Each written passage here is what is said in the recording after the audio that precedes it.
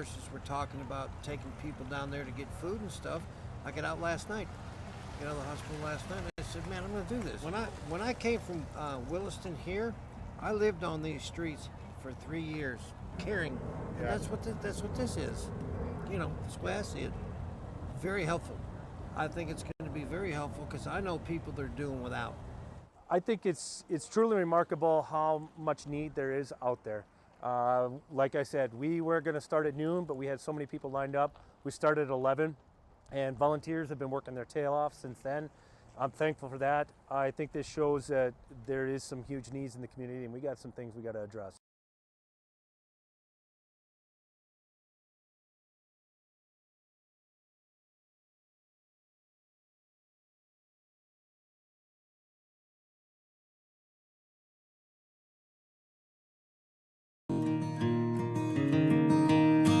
Why do I like ice fishing so much?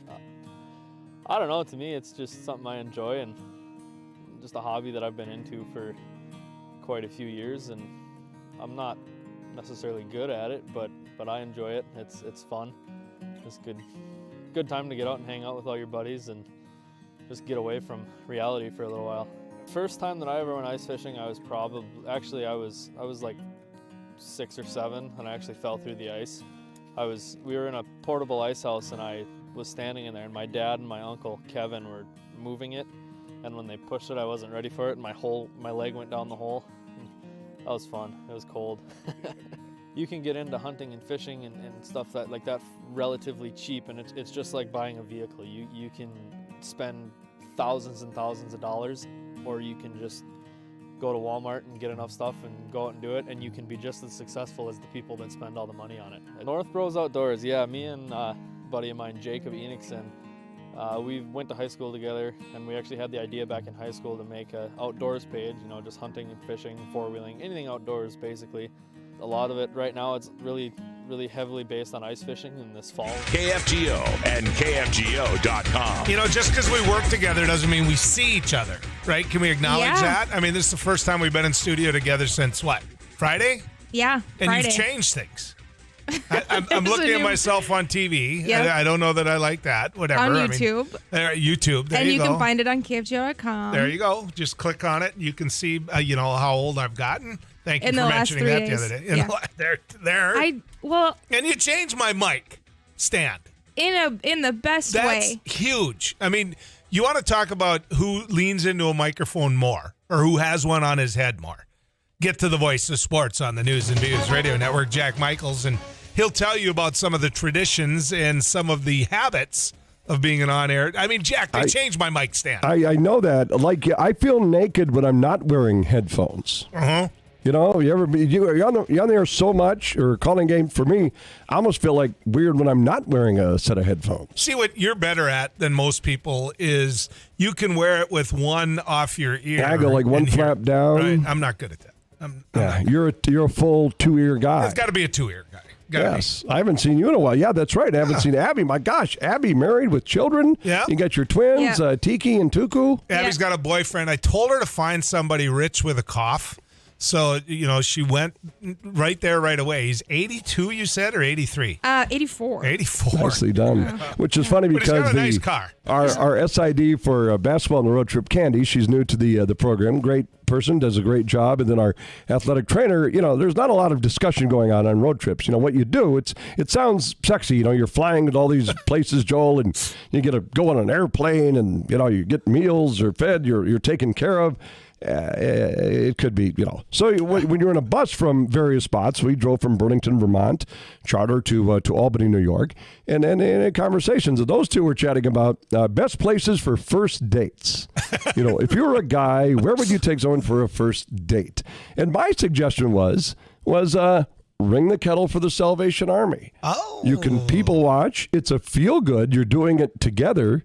And then during the course of that feel good, maybe when it ends, you say, hey, how about a cup of coffee at the old pick a spot? Pick a spot, yeah. So Candy said, that's not a bad idea. I said, yeah. Otherwise, mine would be go to the mall, just sit on a bench and look at people and guess their names. This is what I played with my daughters when they were young. We went to the West Acres Mall, and we get that frozen ice cream spot in that whatever it is in the mall there. You're familiar. Oh, with the liquid ice. The liquid ice stuff? Yeah, Yes. nitrogen. So when the girls were about That 8 or sounds good. 9, we'd sit there on a bench, and then we'd get our ice cream. We'd sit on a bench, and we'd watch people. And I'd say, okay, Cameron, Sam, what do you think her name is? So she's kind of a Betty. She looks like a carrot. So we would try to guess, and there was no end to this game. It's just like, you're She's right. a Betty. You So can we- keep your kids busy for hours. Oh, forever. What do you think his name? That's a Phil. That's a Phil. And there's no really answer to it, but it would create dialogue. You know what I found the key to ringing the Salvation Army bell the best way you possibly can? Is Take your grandkids. My Yes. Hills grandkids come with me when I'm in Wapaton. I always take a shift in Wapaton. My Walgren grandkids come with me in Fargo, and you know what ends up happening? They see those little grandkids and they open their wallet. It is, but here's the other side of that coin. No pun intended. This hour, sports. That's a sport. Brought to you by You ring Subaru. Muscatel Subaru. They've got She your left vehicle for Billy, you. so it's probably she left nice. Billy. Yeah. She's come back to Dole, so now she was Subaru. It's still touch and go. The part of that is if you go into supermarkets and various places in town, and you've given at one kettle, and you've given at one kettle, and then you're like, oh, I forgot, syrup, and then I'll stop in here, and they've got a kettle too, but now you've given your money to the previous kettle. And it's that moment where like, I kind of gave at and then if you go to a third spot, and you want to explain it. Yeah, it's like, I don't want you to think I'm cheap. Yeah, I'm not but cheap. I gave and it's too long. That's the awkward situation, isn't it, Joel? Here's my advice to everyone. Do what I do. I take two $20 bills. I turn them into ones. And I'm walking around with a pocket full of ones, and everybody thinks I won at poker. And the truth of the matter is, I'm gearing up. I'm ready because I can afford $1 here. I can afford $1. I like that. I got change out of our vending machine here because as Abby knows, that our vending machine releases these collectible Willy Wonka dollar coins or whatever they are. What are they? Well, they're coins, like the dollar coins. Oh, it's an actual but they're coin you could use somewhere They're else. like But Willy it's worth $1. It's unbelievable. Have you seen these, Abby? They're You've kind seen of- these. But is it worth they look- $1 in the machine, or is it worth $1 Yeah, if I went? it's $1. It's currency. It's $1 everywhere. It just looks different because it's like gold. But that's the perfect thing. We used to, Bones, I told you this once. I used to save those Eisenhower dollars. Yes. And then when you do a high school game, it's usually the coach's kid or the assistant Right, to coach's flip the kid. That's coin? the ball boy. He's the ball boy. And then he's bringing out the other team's ball and he's running, he's hustling. And at the end of the game, I'd flip him an Eisenhower dollar.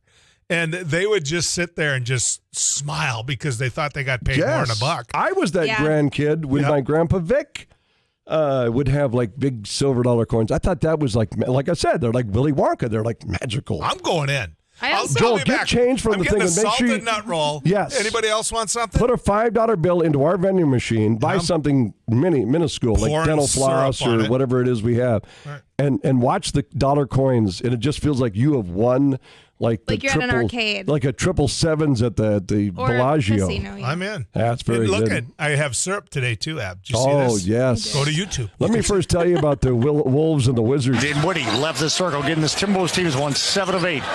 Left wing catch and shoot for 3. KCP, it's there. Oh, this is the time. This is the time. KCP, that stands for Contavious Caldwell Pope, Joel, by the way. That's Contavious. I could see as a play-by-play guy, he just said KCP. It's much easier. Did you know Abby's acronym or her full name is ARM? Really? Yeah.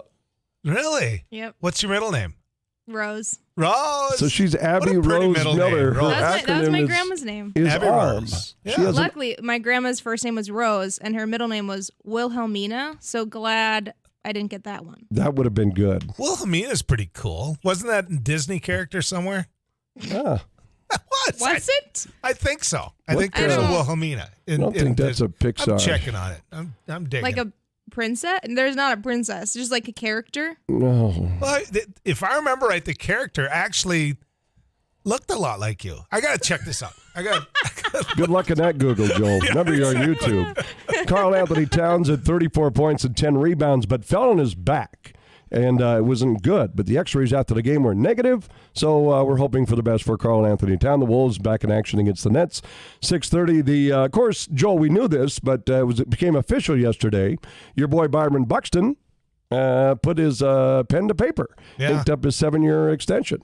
Do you think the Twins had any choice? I mean, you know, they might. If you look at the price tag, I don't think it's that bad. But 7 years, $100 million. No, you take 7 and 10, that's 1. Into 30, that's 4. You know, a little over $14 million per year, laden with incentives. And why not? Because with the injuries that Byron has had, if he stays healthy, he wins financially, and the Twins perhaps win from a baseball standpoint. Right. So it's all good. Wilhelmina Packard was a character first seen in the Disney movie Atlantis, The Lost Empire. Not going to lie to you. Haven't seen it, but you're right. So you win the question. Well, my kids were probably that age. I don't know. But all I know is I knew it. I had that name. Now, I spelled it wrong on the check, but I had that name. Wilhelmina. Major League Baseball, Joel, this is why you took March off, so you could go into, not March, but, you're all giddy for spring training. And we'll see if there is spring training. Major League Baseball plunged into its first work stoppage in a quarter century, Joel Heitkamp. So we'll see what happens on that. Let's talk about that, Bones. The core of this labor battle, here's a shocker, Joel. The core of this labor battle is money. What a shock. Yeah. What a shock. MLB is a $10 billion a year business. You know, there's people like myself that might say, look, you locked them out. You didn't come to an agreement. There's other people who are going to say, no, it was a strike, and they were avoiding a strike, and they were just getting out ahead of a strike. And in the end, it doesn't matter because nobody's going to be playing baseball if this keeps up, and that's not a good thing. I mean, coming off of COVID, the way we're going to be coming off of it this spring, people need baseball. They need to be in the stands. They do need it. How is that $10 billion a year business and how is it distributed is basically the single biggest sticking point, Joel, I guess, to make it very simple to understand. And during this, there's a transactions freeze, Joel, so no trades, no free agent signings, waivers, releases involving 40-man rosters, no workouts at club facilities. If you're injured, Joel, you're not using your team doctor to cure that up. You're going elsewhere. A lot of things are going. Minor leagues would go on, but yeah, there's a lot of stuff here. Hopefully they figure it out before spring training. And I want to get a plug in for Jamestown's volleyball team, Joel. They're 34-0. And they are in the national quarterfinals today, facing Bellevue, Nebraska, this afternoon at 5 p.m. at the Tyson Event Center in Sioux City, Iowa. The University of Jamestown? Yes. Wow. 34-0. Wow. The national quarters. That's pretty cool. Yeah, they're on their way. Bison plays that hadn't hit my radar. I'm glad football. You told me. I'd like to get that in. So football, obviously, Saturday, NDSU in Southern Illinois. That is the second round of the playoffs in that one. So a lot to get to. And, yes, you do have your syrup. I do. I love it. I love it when people bring me stuff like this. The state of Vermont, Joel, produces over 1.5 million gallons of maple syrup in this year. What color, Abby, is the syrup when it comes out of the tree? White. There it is. Is it? Yep. You got to cook it. Don't they add? Oh, yep. Is that you how? You got to cook okay. it, and that's how it. Yes. Come on in here, Bones. Okay, sounds good. Well, we're doing a food giveaway event to the community. A lot of people are facing food insecurity at this time.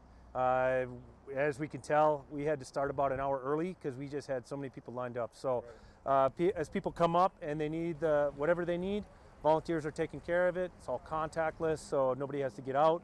And just making sure whatever the greatest need. We're just getting the greatest good. We're going until the food is out.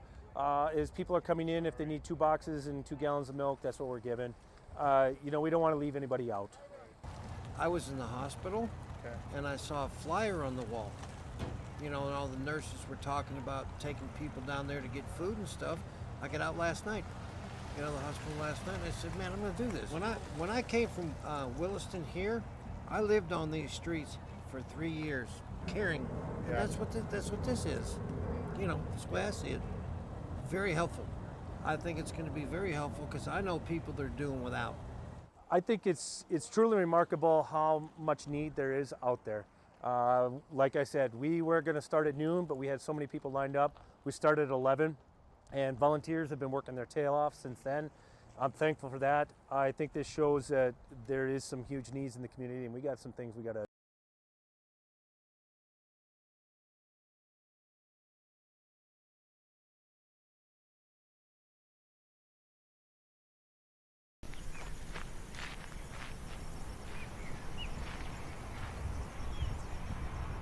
Culberson here with another Don News Radio. Hey, this is Abby Miller with the Derek Mighty Hansen, 790. Couch Potato Radio. Did you see that? It Takes Two. Doug Miller with the morning crew this morning. Jerkins News Radio. Amy Eiler with It Takes Two. This is Jack Michaels, Voices Force. Joel Heitkamp here on the Mighty Sarah 7. Heinrich. Tyler Axis, your host. The Mighty 790 and 104.7 FM KFGO. The names you know, the voices you trust.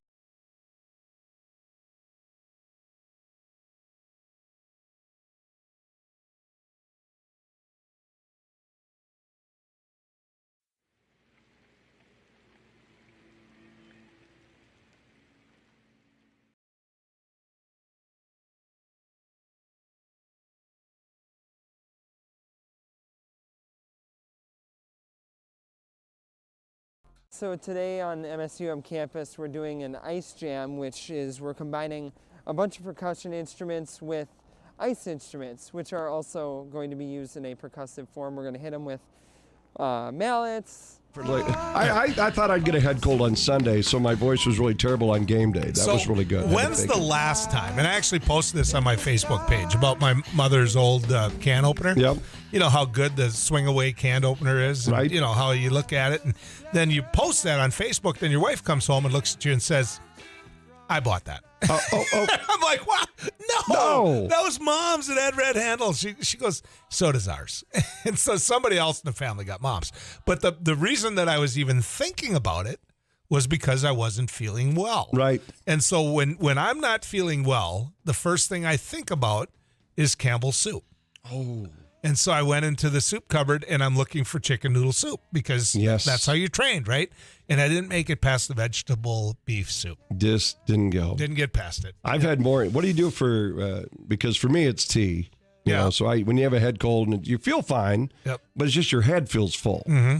So I was in that mode from Sunday into Monday, probably Tuesday, and then started coming out of it. Yep.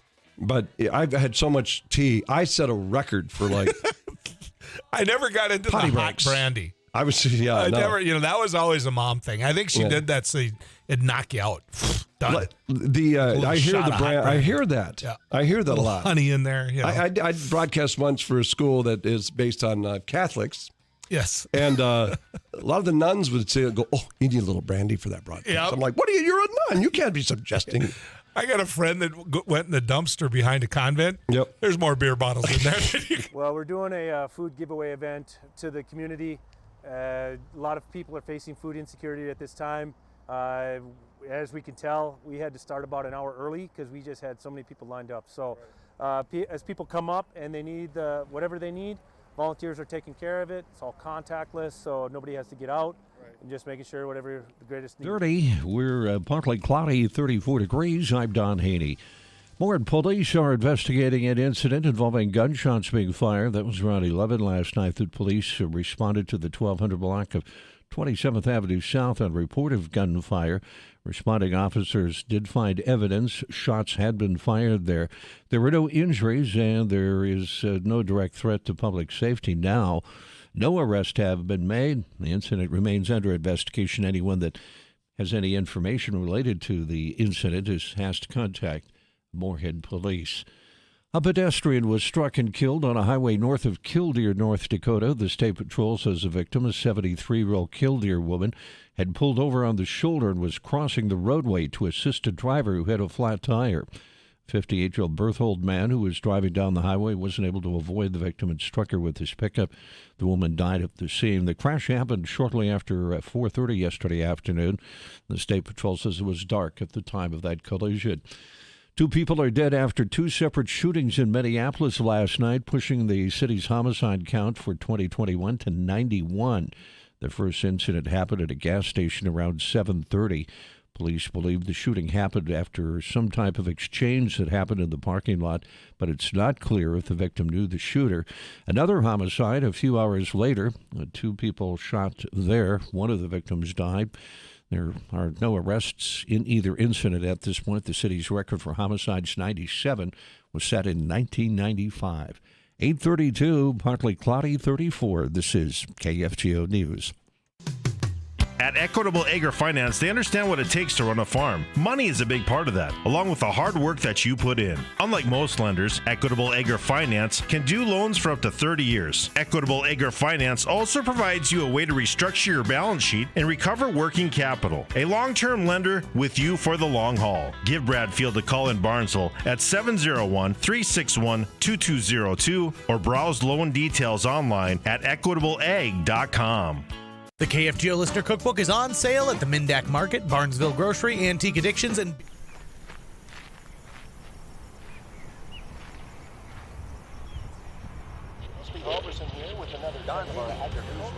Hey, this is Abby Miller with the Derek Mighty Hansen, 790. Couch Potato Radio. Did you see that? From It Takes Two. Doug here with the morning crew this morning. News Radio. Amy Eiler with It Takes Two. This is Jack Michaels, Voices Forces. Joel Heitkamp here on the Mighty Sarah Heinrich. Tyler Access, your home. The Mighty 790 and 104.9. This is KFGO News.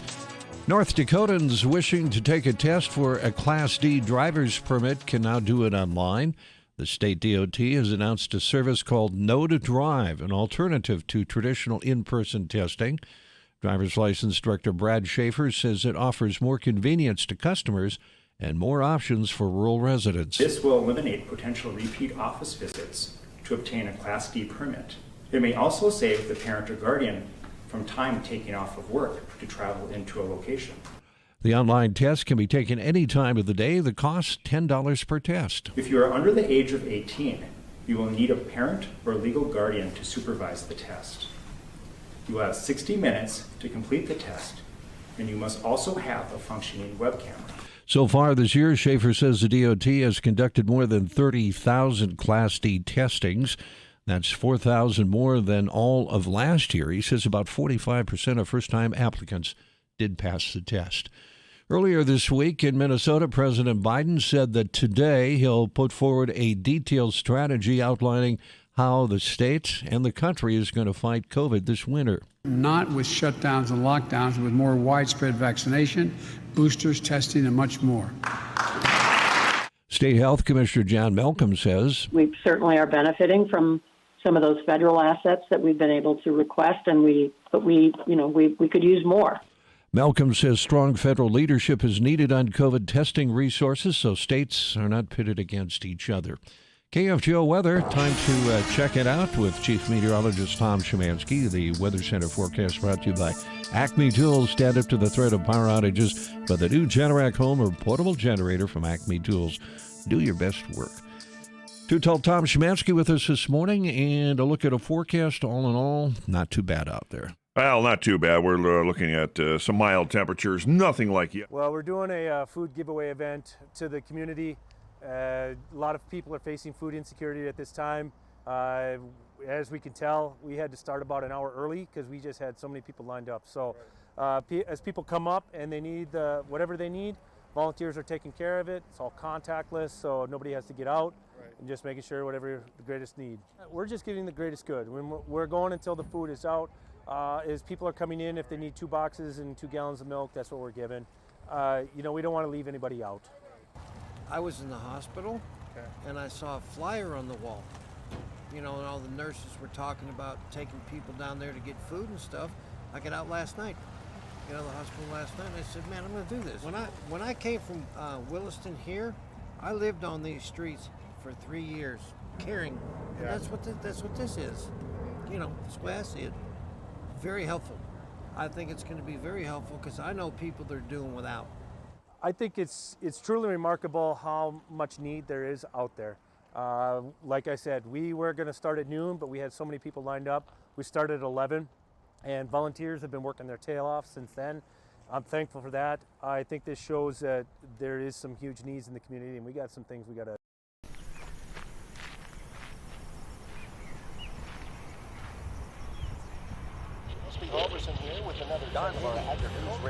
Hey, this is Abby Miller with the Derek Mighty Hansen, 790. Couch Potato Radio. Did you see that? From It Takes Two. Doug here with the morning crew this morning. News Amy Eiler with It Takes Two. This is Jack Michaels, Voices Forces. Joel Heitkamp here on the Mighty Sarah Heinrich. Tyler Access, your home. The Mighty 790 and 104.7 FM KFGO. The names you know, the voices you trust.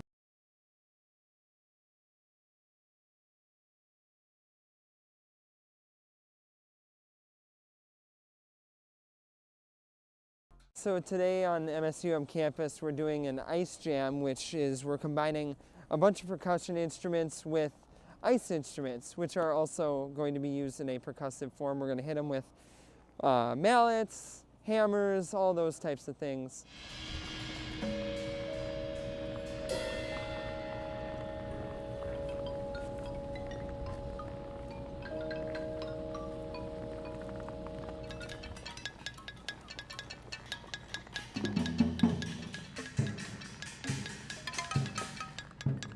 Today is all improv, so we're all just kind of working with ideas that we just kind of think of as we go, and we kind of play off each other, and it's fun to collaborate, but also have a sense of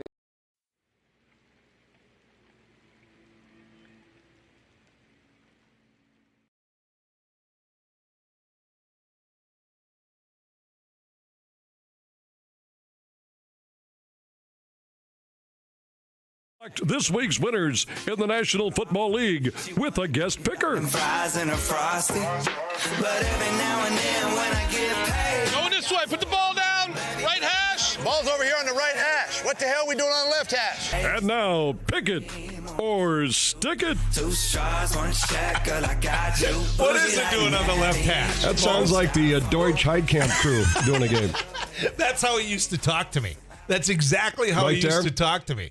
Let's just introduce our guest. You didn't tell me you're bringing a Hall of Famer in.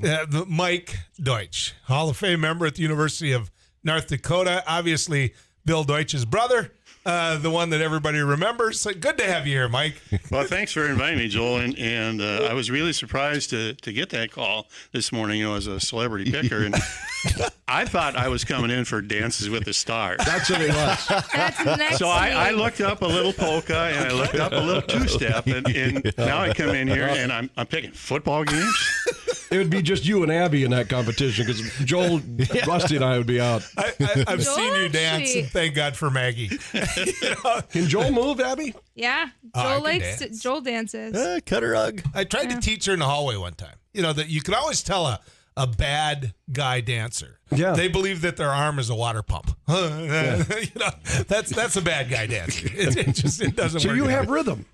I have rhythm. He does have rhythm. I have rhythm. He also, and Mike would be proud of this, Joel's multiple times tried to teach me all of the football reffing. Oh, the signs? Signs. Signal signs. I made her. I said, okay, ineligible downfield. Right. Did you pat your head? Yep. It's Obviously, yeah. okay. Unsportsmanlike. Which one? That's Leave. Foul.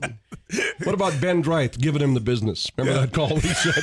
Giving him the business. Okay. Or was that Hockley? I thought it was. Since we're on YouTube, I get to just say one Mike Deutsch referee story. Obviously, Mike Deutsch was my boss when I refereed college football. He's been a longtime friend. I hate having Is there to a say button we can push on this? but here's the deal. I think that's a camera right there, Mike. You're going to like this, Bones. So we're sitting there, and you're at the clinic, right? And the NCC, comes in, and they go, all right, you square up, you turn at 90-degree angles, you signal, and then you turn, and you go first down. Yes. Just very professional. Looks like you joined the Marine Corps. Right. First time there was a first down, the first game we did, Deutsch looks at me, winks, and goes, first down. Did the short punch? I'm like, okay, we got a different attitude. That's my kind of official. That's how we do it around here. All right. Do you remember that, Michael? Sadly, yes, I do. Yeah. There we go. You were around the league too much for them to rate you up. I, on the other hand, that's a whole nother issue. Who won last week? I did. Oh. I did. Joel not only won in here, but he won out of the entire office. Ooh. I'm getting good at this. So, Mike, You're giving all the money to the. All of the $8? What did you win this week? He cheats.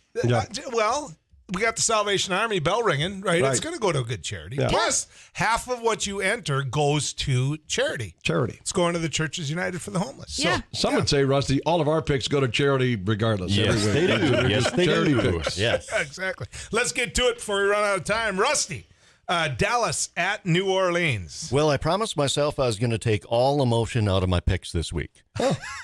No emotion. Joel, I'm going to go with Dallas this week.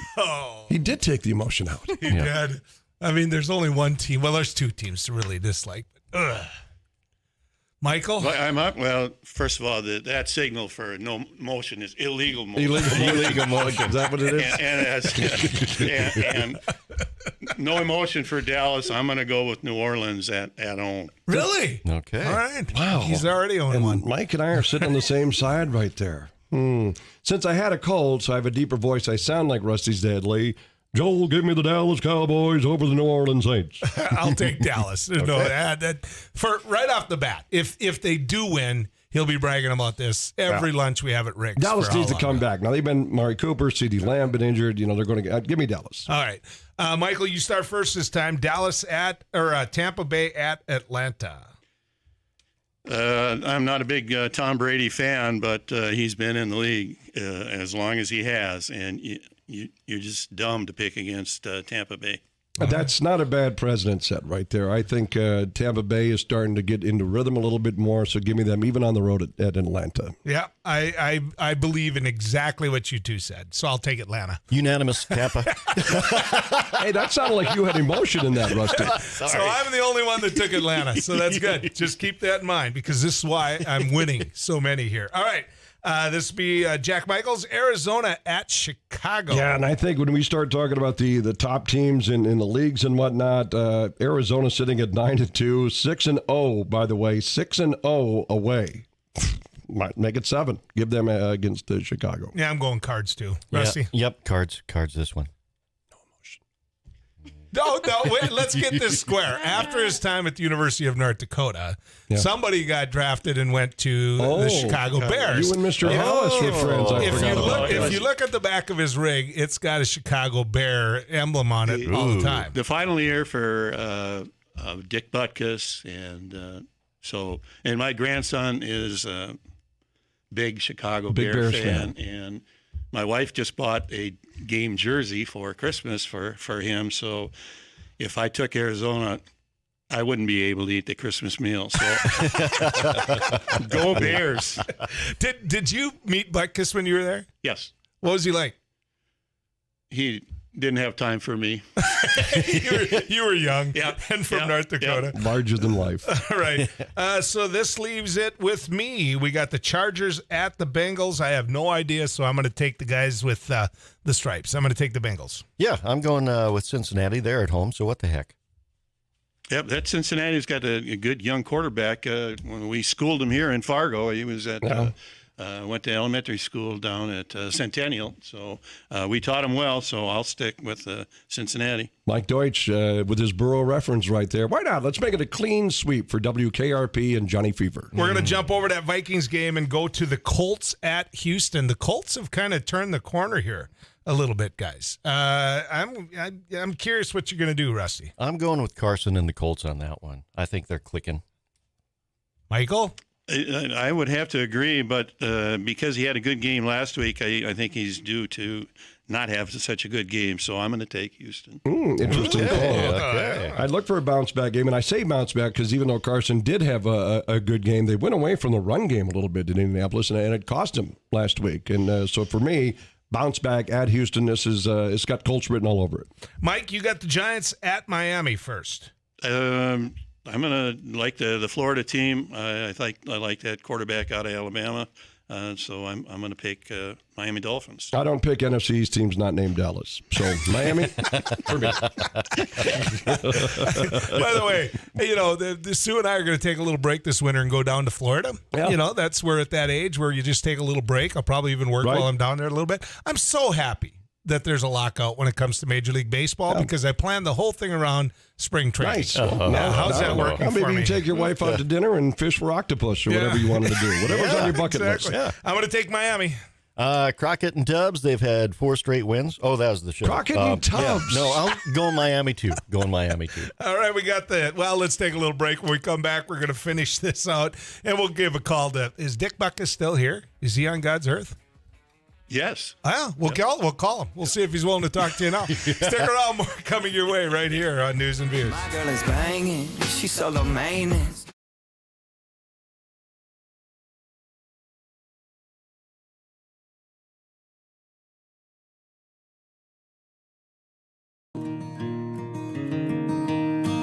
Why do I like ice fishing so much? I don't know. To me, it's just something I enjoy and just a hobby that I've been into for quite a few years. And I'm not necessarily good at it, but I enjoy it. It's fun. It's good time to get out and hang out with all your buddies and just get away from reality for a little while. First time that I ever went ice fishing, I was like 6 or 7, and I actually fell through the ice. We were in a portable ice house, and I was standing in there, and my dad and my uncle Kevin were moving it, and when they pushed it, I wasn't ready for it, and my leg went down the hole. That was fun. It was cold. You can get into hunting and fishing and stuff like that relatively cheap, and it's just like buying a vehicle. You can spend thousands and thousands of dollars, or you can just go to Walmart and get enough stuff and go out and do it, and you can be just as successful as the people that spend all the money on it. North Bros Outdoors, yeah, me and a buddy of mine, Jacob Enixon, we went to high school together, and we actually had the idea back in high school to make an outdoors page, just hunting and fishing, four-wheeling, anything outdoors basically. A lot of it right now, it's really, really heavily based on ice fishing, and this fall it was heavily based on deer hunting and bow hunting and rifle season too. So yeah, just kind of an outdoors group, and we call ourselves North Bros Outdoors. We've got a Facebook, an Instagram, and a YouTube channel. There's plenty of brands out there that you can get into it. If you're questioning it and you want to do it, do it. You won't regret it. The outdoors it's awesome.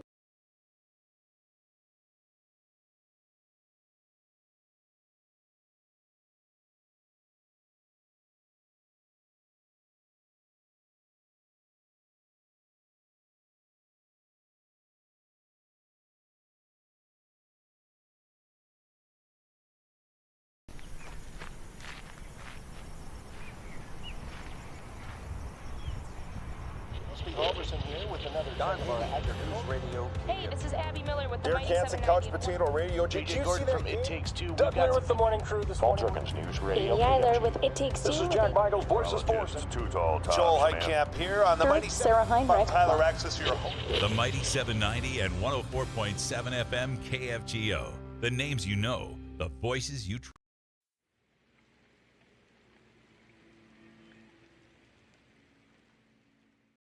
So today on MSUM campus, we're doing an ice jam, which is we're combining a bunch of percussion instruments with ice instruments, which are also going to be used in a percussive form. We're going to hit them with mallets, hammers, all those types of things.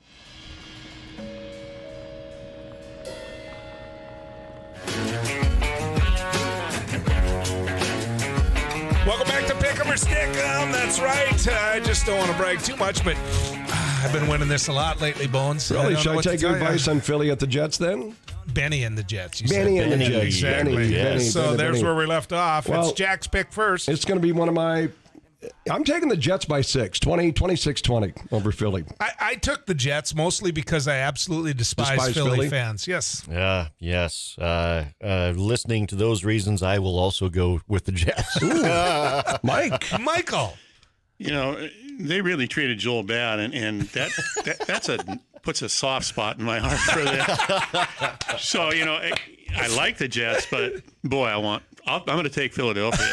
That's outstanding. Just because they picked on me so bad, right? I mean, isn't that the case? All right, we've Pretty got much. Jacksonville at the Rams. This is the easiest pick of the week for me. This is the Rams. Yeah, they've lost 3 straight, but I don't care. I'm going Rams on that one. I agree. Stafford has just been a great find for the Rams, and I got to pick them. They would have to find a way to lose this game. I don't think Jacksonville's going to win it. Rams would have to find a way to lose it. Give me the Rams. The Washington Football Club at Vegas. Rusty.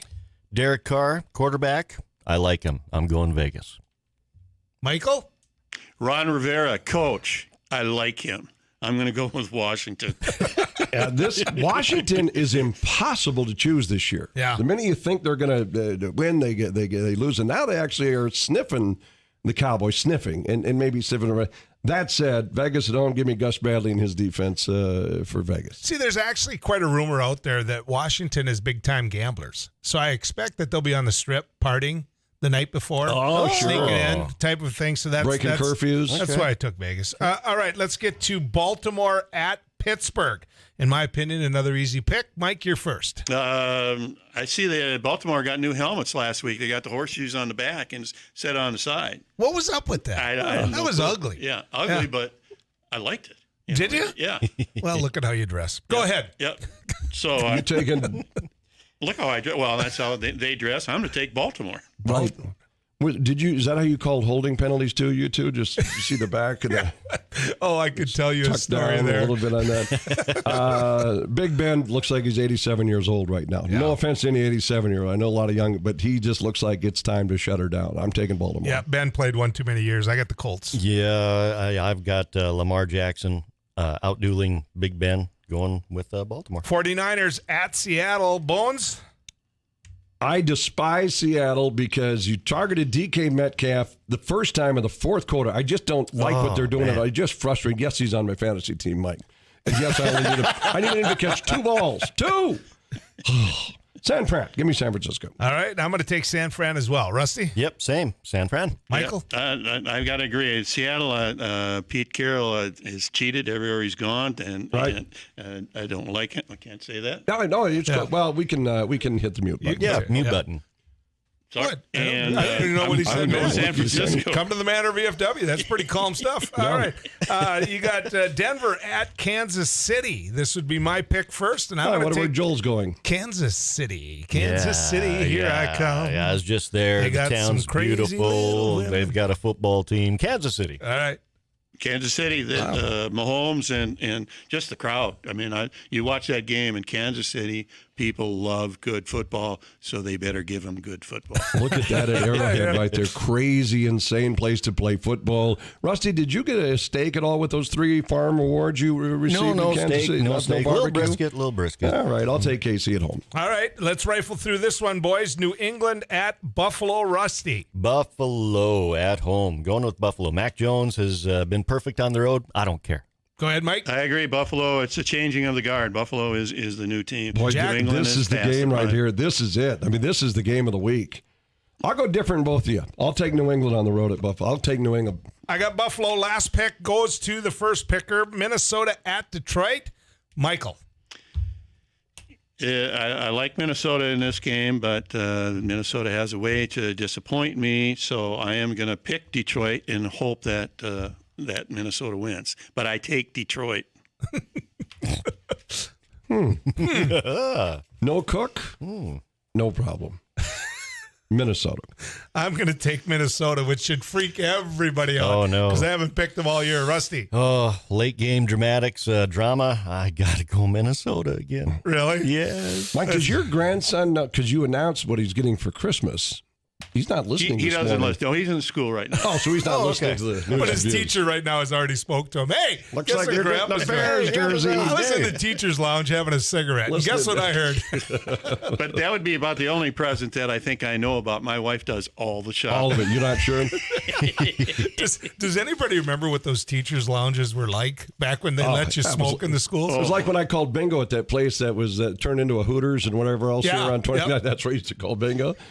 You could cut the air. Haze, I mean, you remember that, Rusty? Oh, They yeah. had that in Williston, too. All right, we better get to Lola and find out what she's got for us this week. Lola Sue? What did the eyeball say to the other eyeball? I don't know. What did the eyeball say to the other eyeball? Between us, something smells. But That's Lola. Between us, something I smells. saw her this weekend. She looks at me and goes, "Do you need more?"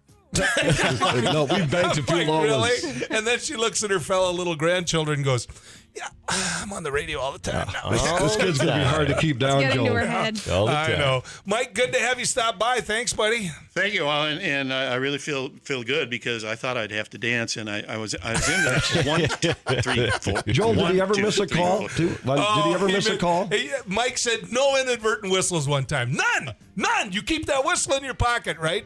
Let's just say that you can return an extra point in college football. Mike tweeted that, baby. Oh, so That one was- error. Yeah. That One was mistake. the one that I remember the most. Well, and that wasn't the only one. All right. Well, more.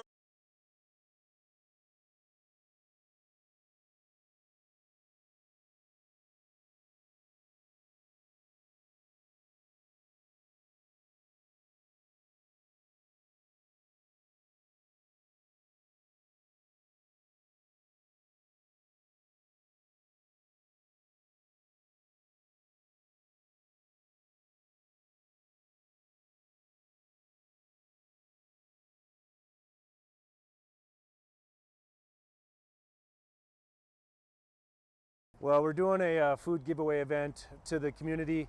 A lot of people are facing food insecurity at this time. As we can tell, we had to start about an hour early because we just had so many people lined up. So as people come up and they need whatever they need, volunteers are taking care of it. It's all contactless, so nobody has to get out. And just making sure whatever the greatest need. We're just getting the greatest good. When we're going until the food is out. As people are coming in, if they need 2 boxes and 2 gallons of milk, that's what we're giving. We don't want to leave anybody out. I was in the hospital, and I saw a flyer on the wall. And all the nurses were talking about taking people down there to get food and stuff. I got out last night.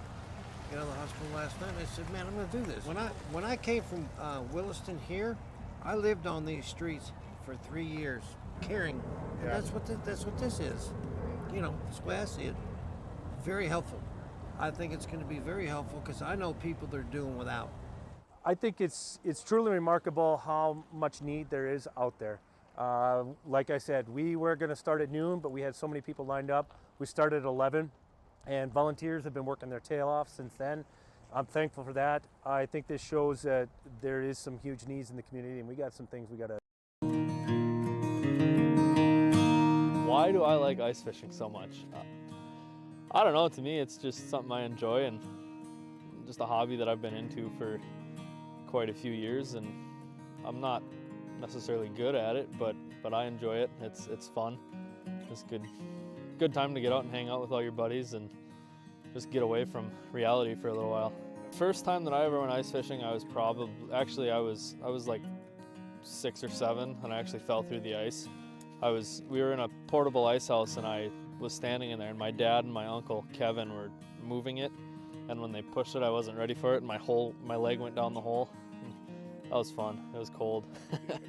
You can get into hunting and fishing and stuff like that relatively cheap, and it's just like buying a vehicle. You can spend thousands and thousands of dollars, or you can just go to Walmart and get enough stuff and go out and do it, and you can be just as successful as the people that spend all the money on it. North Bros Outdoors, yeah, me and a buddy of mine, Jacob Enixon, we went to high school together, and we actually had the idea back in high school to make an outdoors page, just hunting and fishing, four-wheeling, anything outdoors basically.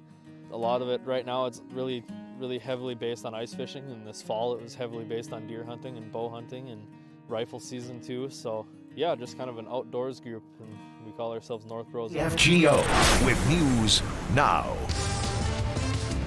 Good morning, 9 o'clock. We're mostly cloudy now, 34 degrees. I'm Don Haney.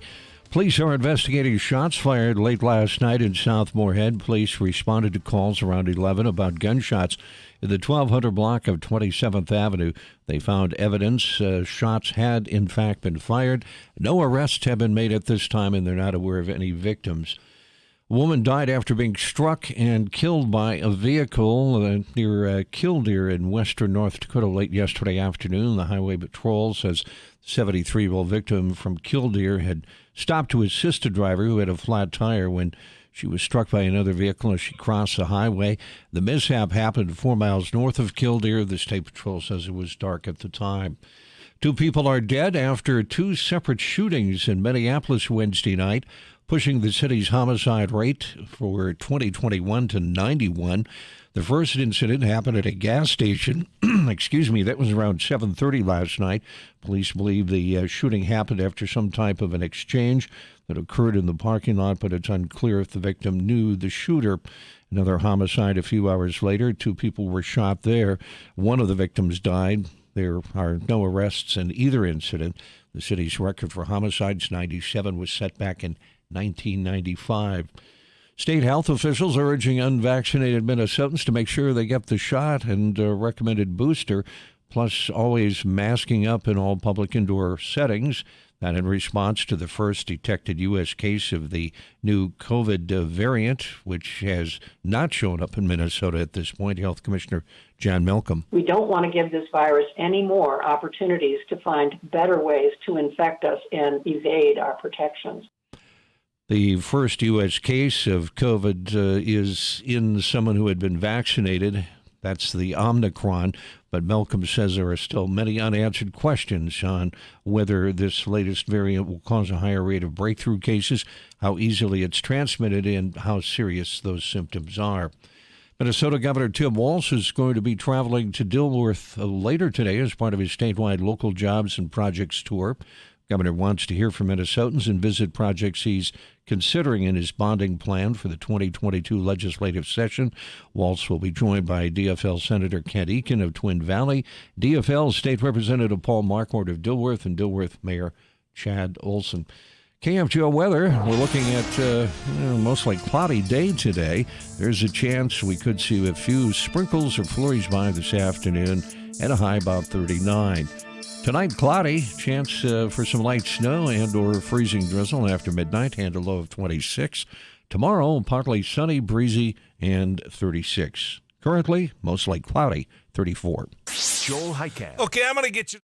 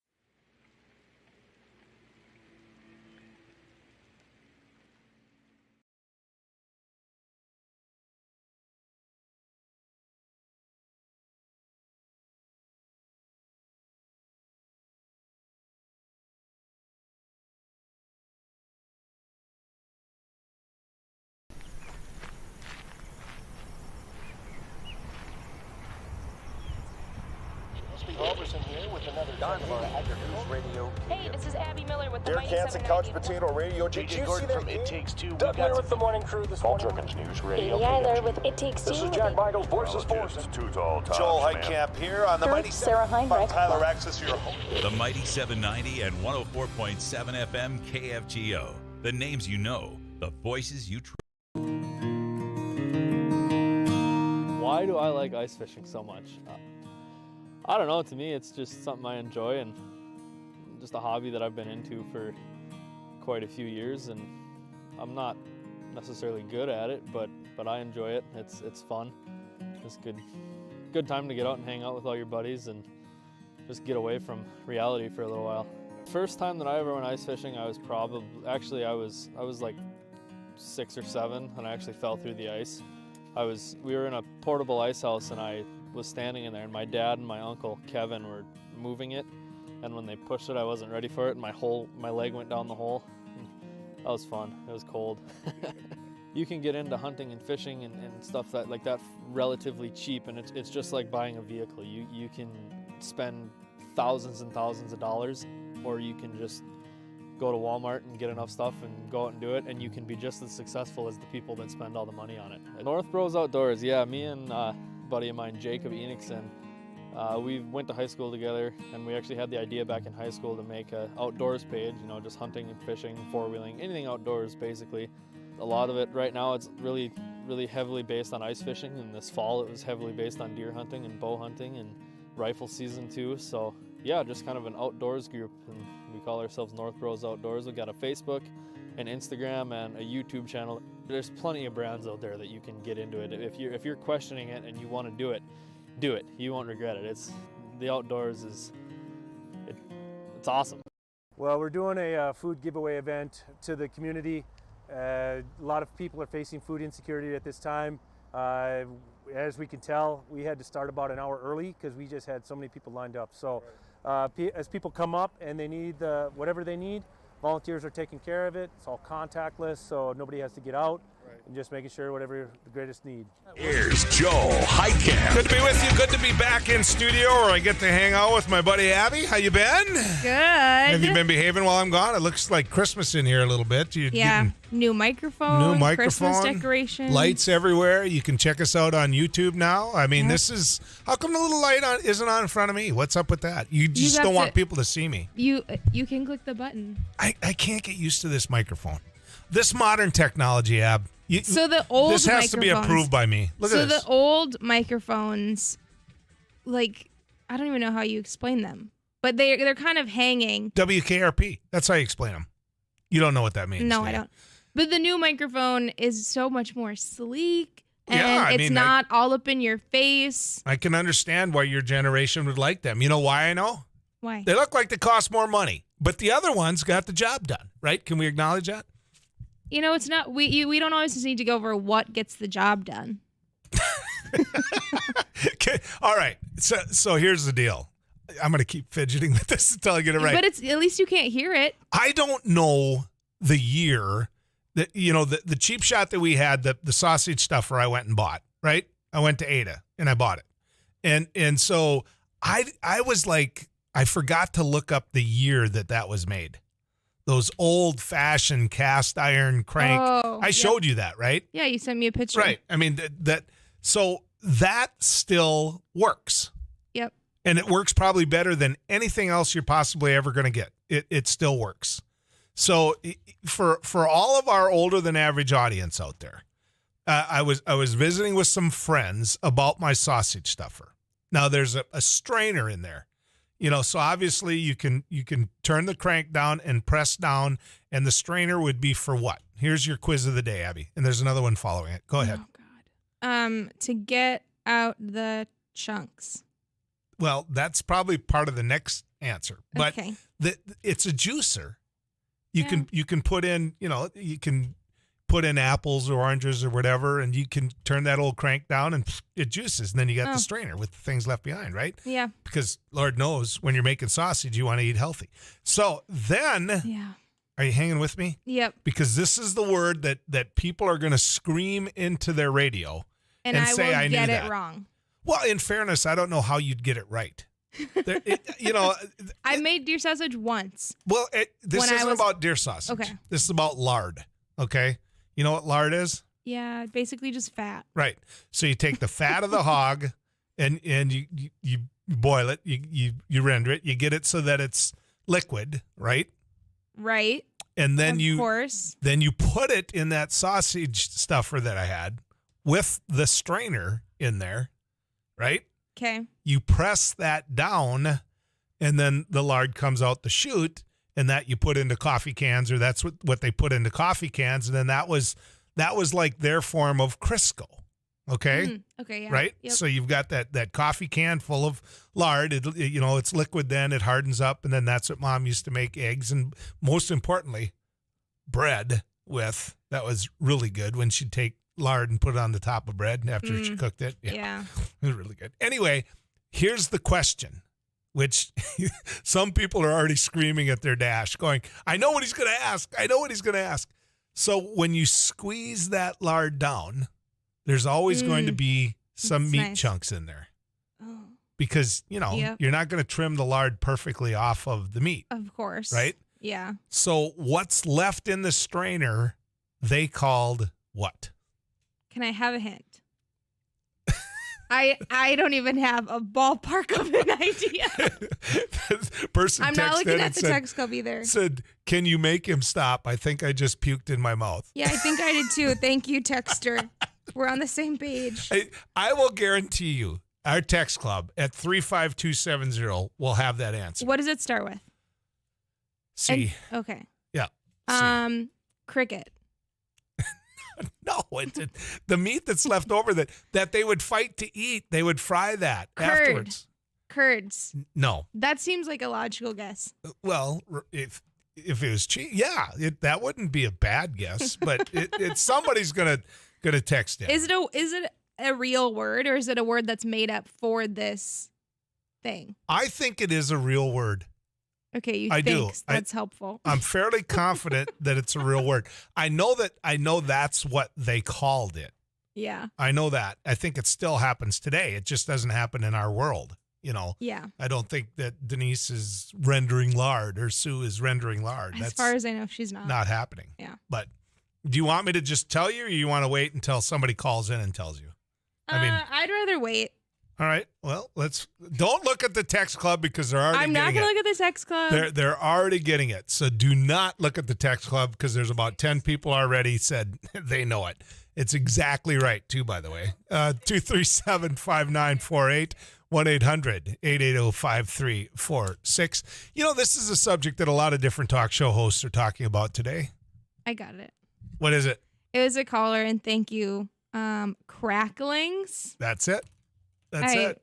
Thank you. That's what I they wouldn't called have it. got that. And then they would take that and they would fry that. And that was like really good. Really good. Huh. Would you eat it? The leftover meat from the lard. That's what we're talking about. But it's meat, right? I mean, it's meat. Yeah. Yeah, I'll eat it. See, out of all my producers, you're the least picky at trying new Which food. is funny because if you knew me, I'm a pretty picky eater. I just don't like spicy stuff, spicy hot, and you do.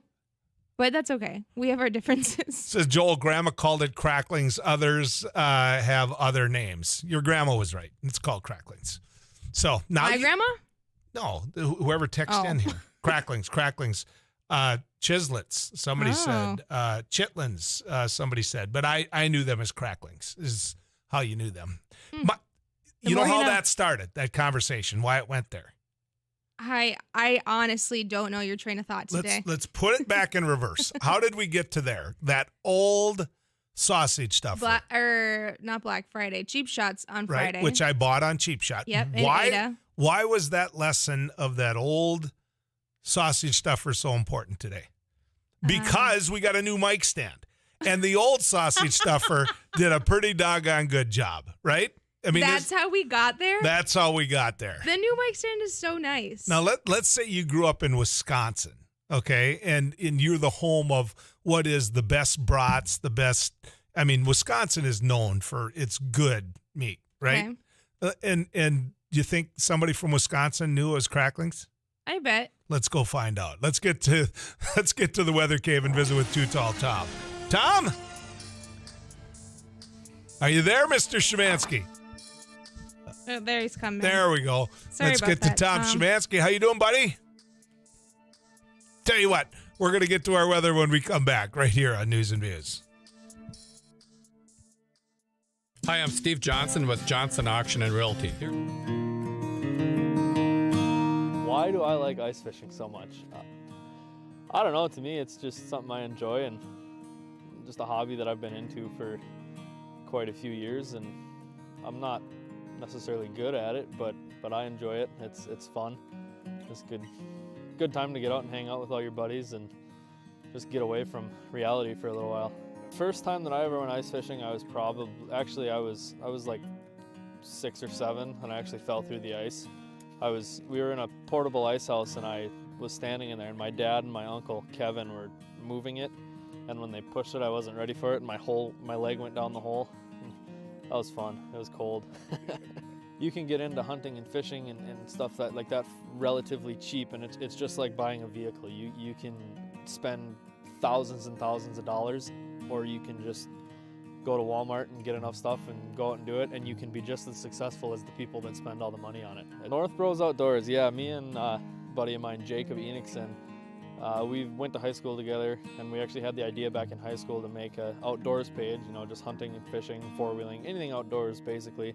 A lot of it right now, it's really, really heavily based on ice fishing, and this fall it was heavily based on deer hunting and bow hunting and rifle season too. So yeah, just kind of an outdoors group, and we call ourselves North Bros Outdoors. We've got a Facebook, an Instagram, and a YouTube channel. There's plenty of brands out there that you can get into it. If you're questioning it and you want to do it. You won't regret it.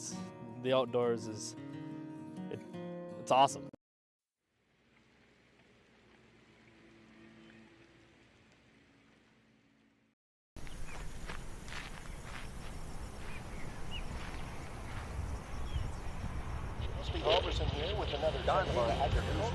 Hey, this is Abby Miller with the Derek Hansen, Couch Potato Radio. Did you see that? It Takes Two. Doug Miller with the morning crew this morning. News Radio. Eiler with It Takes Two. This is Jack Michaels, Voices Forces. Too Tall Tom. Joel Heitkamp here on the Mighty Sarah Heinrich. Tyler Axis, your host. The Mighty 790 and 104.7 FM KFGO. The names you know, the voices you trust.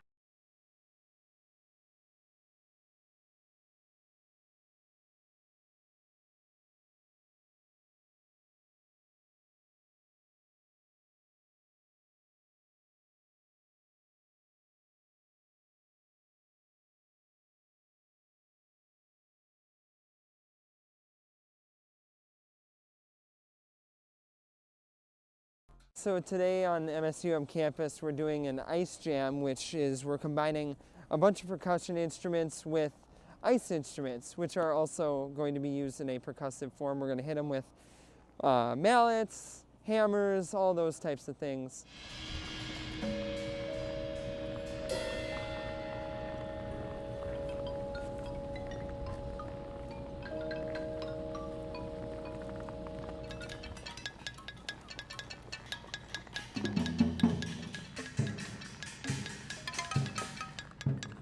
Today is all improv, so we're all just kind of working with ideas that we just kind of think of as we go, and we kind of play off each other, and it's fun to collaborate, but also have a sense of.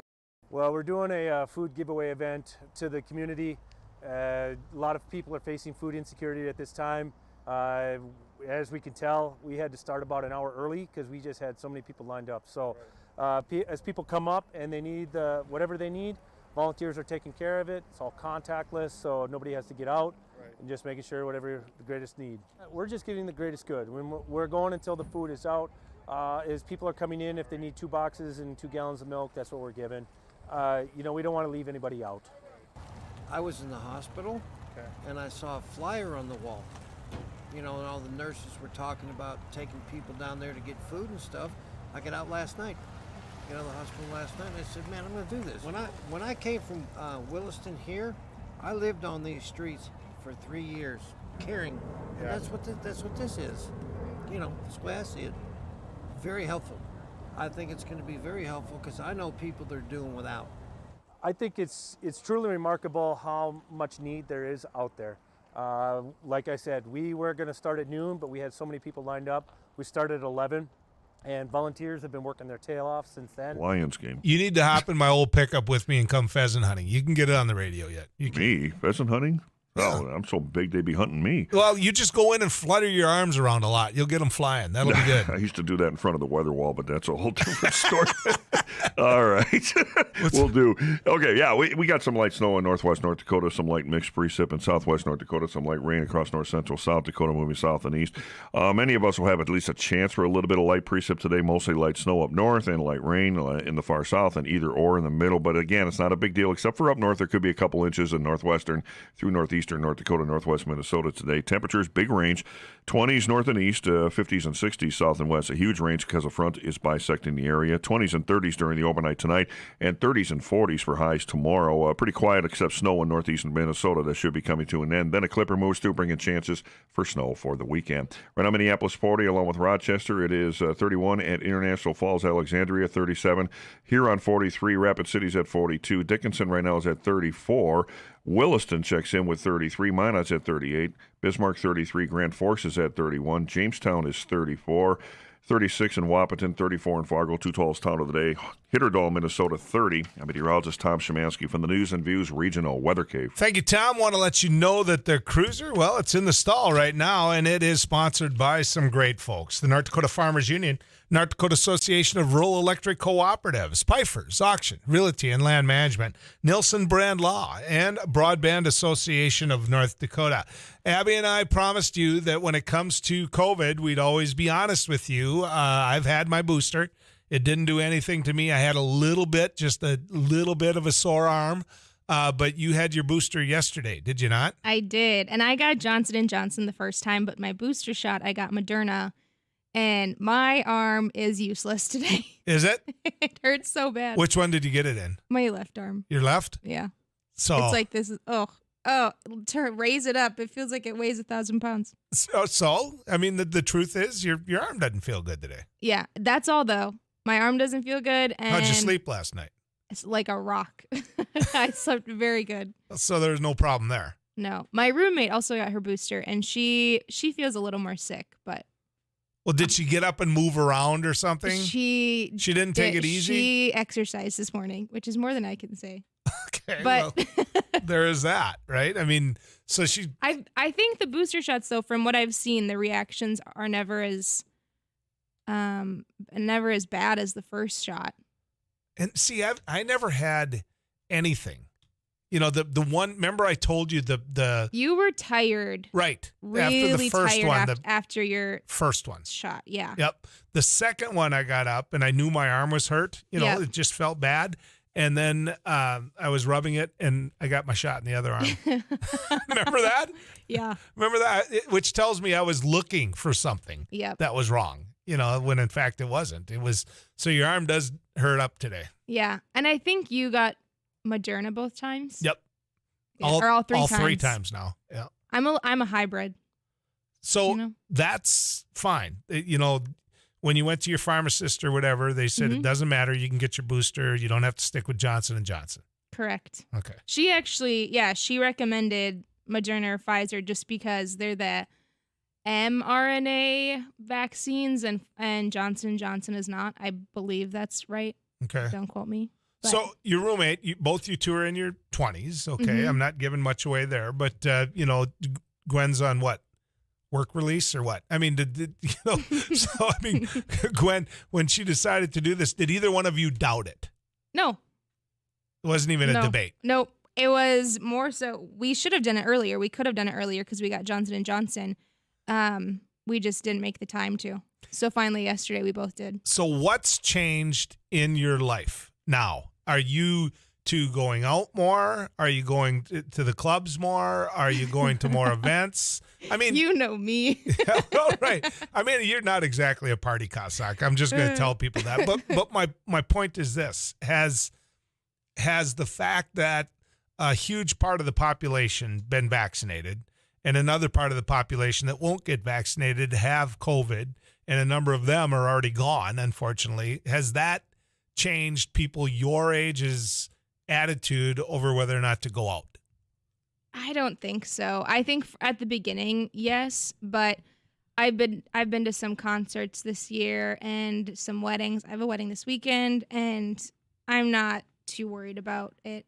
But I also know that all the people around me are vaccinated. The people that I am around are all pro-vax. Okay. So I don't really worry as much. And especially with family gatherings coming up, I feel much more comfortable being around my grandparents, my parents, whoever, or that I can say that I'm vaccinated.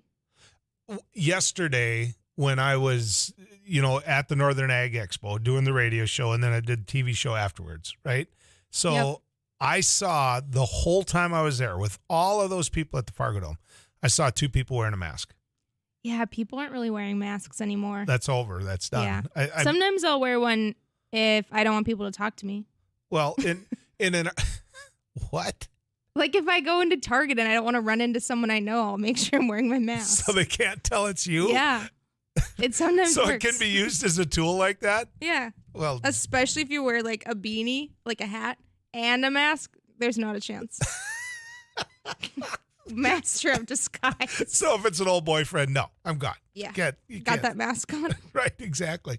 In my particular case, I have them everywhere. I have them Yep. in my pickup. I have them in this other rig I'm driving now. I have them in my old Jeep at home. I just have one everywhere. The problem is I can't find them as easy. I'm serious. I mean, Yeah. the other day when it was required that I wear it going in somewhere, I had to dig around like you wouldn't believe Yeah. in my pickup to find it. I found it. I know where mine are in my car. They're kind of like deep into the center console thing. I don't know what that is. So was there any mask that you've worn that defined you?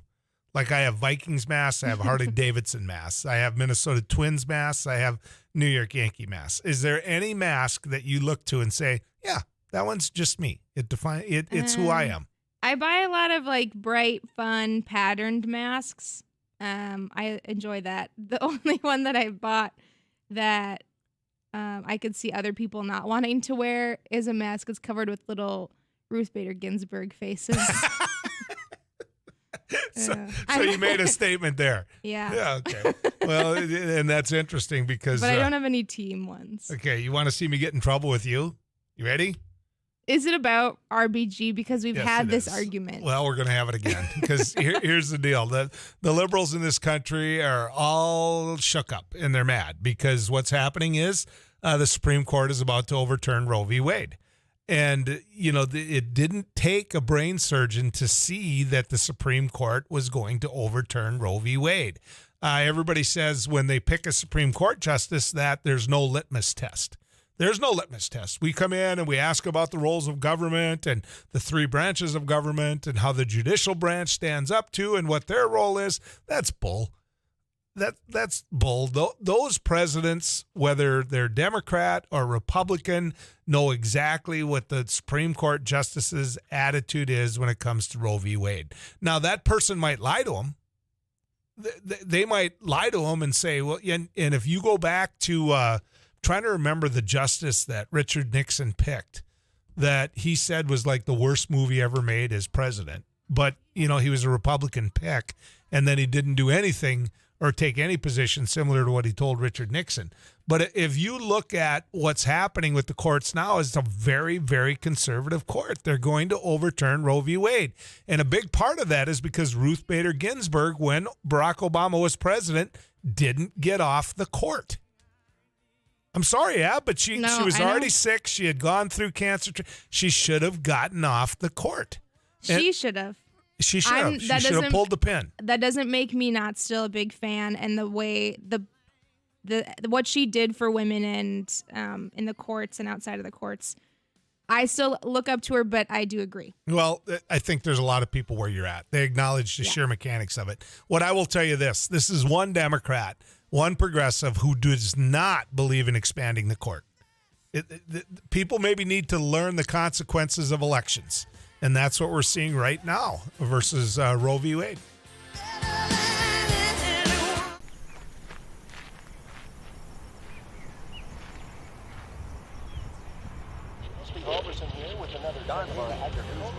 Hey, this is Abby Miller with the Derek Hansen, Couch Potato Radio. JJ Gordon from It Takes Two. Doug Miller with the morning crew this morning. News Radio. Katie Eiler with It Takes Two. This is Jack Michaels, Voices Forces. Joel Heitkamp here on the Mighty Sarah Heinrich. Tyler Axis, your host. The Mighty 790 and 104.7 FM KFGO. The names you know, the voices you trust. So today on MSUM campus, we're doing an ice jam, which is we're combining a bunch of percussion instruments with ice instruments, which are also going to be used in a percussive form. We're going to hit them with mallets, hammers, all those types of things.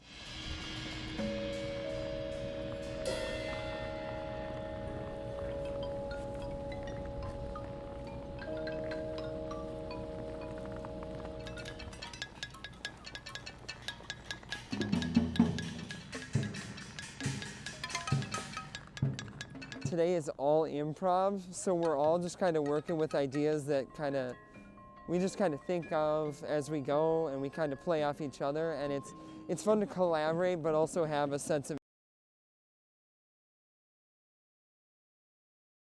5 degrees. I'm Paul Jurgens. High this afternoon near 39. Police are investigating shots fired late last night in South Moorhead. Officers responded to calls around 11 about gunshots in the 1200 block of 27th Avenue. They found evidence that shots had been fired. No arrests have been made, and police say they're not aware of any victims. A woman who was attempting to assist a driver with a flat tire was struck and killed on a highway north of Killdeer, North Dakota. It happened shortly after 4:30 yesterday afternoon. The victim was pulled over on the shoulder and was crossing the highway to help that driver when a pickup traveling by struck and killed the victim, a 73-year-old woman from Killdeer. The State Patrol says it was dark at the time of that crash. Minnesota State Health Commissioner says it's a matter of time. A person in California who had been vaccinated recently returned from South Africa as the first identified U.S. case of the COVID Omicron variant. Health Commissioner Jan Malcolm. The history of COVID-19 and the Delta variant in particular shows us that very transmissible viruses can move very quickly around the globe, and we should be prepared for Omicron to show up in Minnesota at some point. Malcolm says everyone should be masking up in public indoor settings. She says the crunch for hospital beds is becoming even tighter in Minnesota, with COVID hospitalizations hitting new highs for the year. 5 degrees. A leading Minnesota anti-abortion group says if the Supreme Court upholds Mississippi's abortion ban, as a conservative majority has indicated, it will directly affect their strategy in Minnesota. Scott Fischbach with Minnesota Citizens Concerned for Life. Obviously, we need to do an incremental approach of restoring protection for the unborn, and that's what we've embarked on, as MCCL has for years, and we'll continue that. Fishbach says the first hurdle would be a 1995 Minnesota Supreme Court decision allowing the state to pay for abortions for low-income women on assistance programs. An armed man who was shot by 3 police officers after he threatened them in Forest Lake, Minnesota over the weekend has died. 47-year-old Bradley Erickson of Forest Lake was shot Sunday after police responded to a report that a man was in a home with a gun and there was a protective order against him. Erickson left the scene in a car that was eventually disabled by police, who then fired at Erickson during a standoff. Meteorologist Tom Szymanski is expecting a mostly cloudy day. Some sprinkles, flurries are possible this afternoon, and we should approach 39 for a high. Mostly cloudy then tonight. Light snow or freezing drizzle for midnight, if we see that at all. 26 for the overnight low. Partly sunny, wind picks up a bit tomorrow, and 36. Cloudy Saturday, 32. Maybe some light snow or freezing drizzle. Fargo-Moorhead, it is mostly cloudy, 35. Paul Jurgens, News Radio, KFGO. The staff at Rick Electric wants you to know you're doing a great job. Rick Electric wants to reassure their customers that they're here for any electrical emergency at your home or business, day or night. The staff at Rick Electric. So today on MSUM campus, we're doing an ice jam, which is we're combining a bunch of percussion instruments with ice instruments, which are also going to be used in a percussive form. We're going to hit them with mallets, hammers, all those types of things.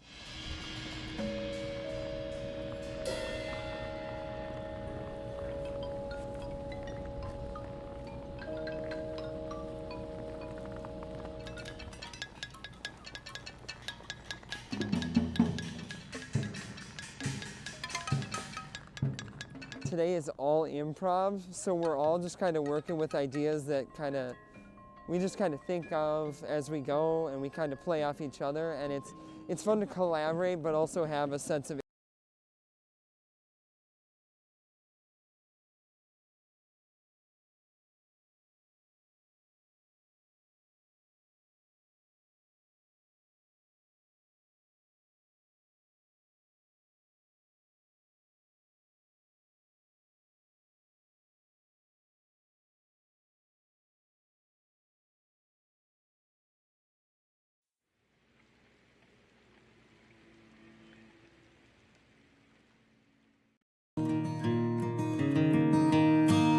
Why do I like ice fishing so much? I don't know, to me it's just something I enjoy and just a hobby that I've been into for quite a few years, and I'm not necessarily good at it, but I enjoy it. It's fun. It's good time to get out and hang out with all your buddies and just get away from reality for a little while. First, you just knew to make me smile there, didn't you? I know you have specific songs. There's a few that, like this one, and that one by Bon Jovi, anything by Glenn Campbell.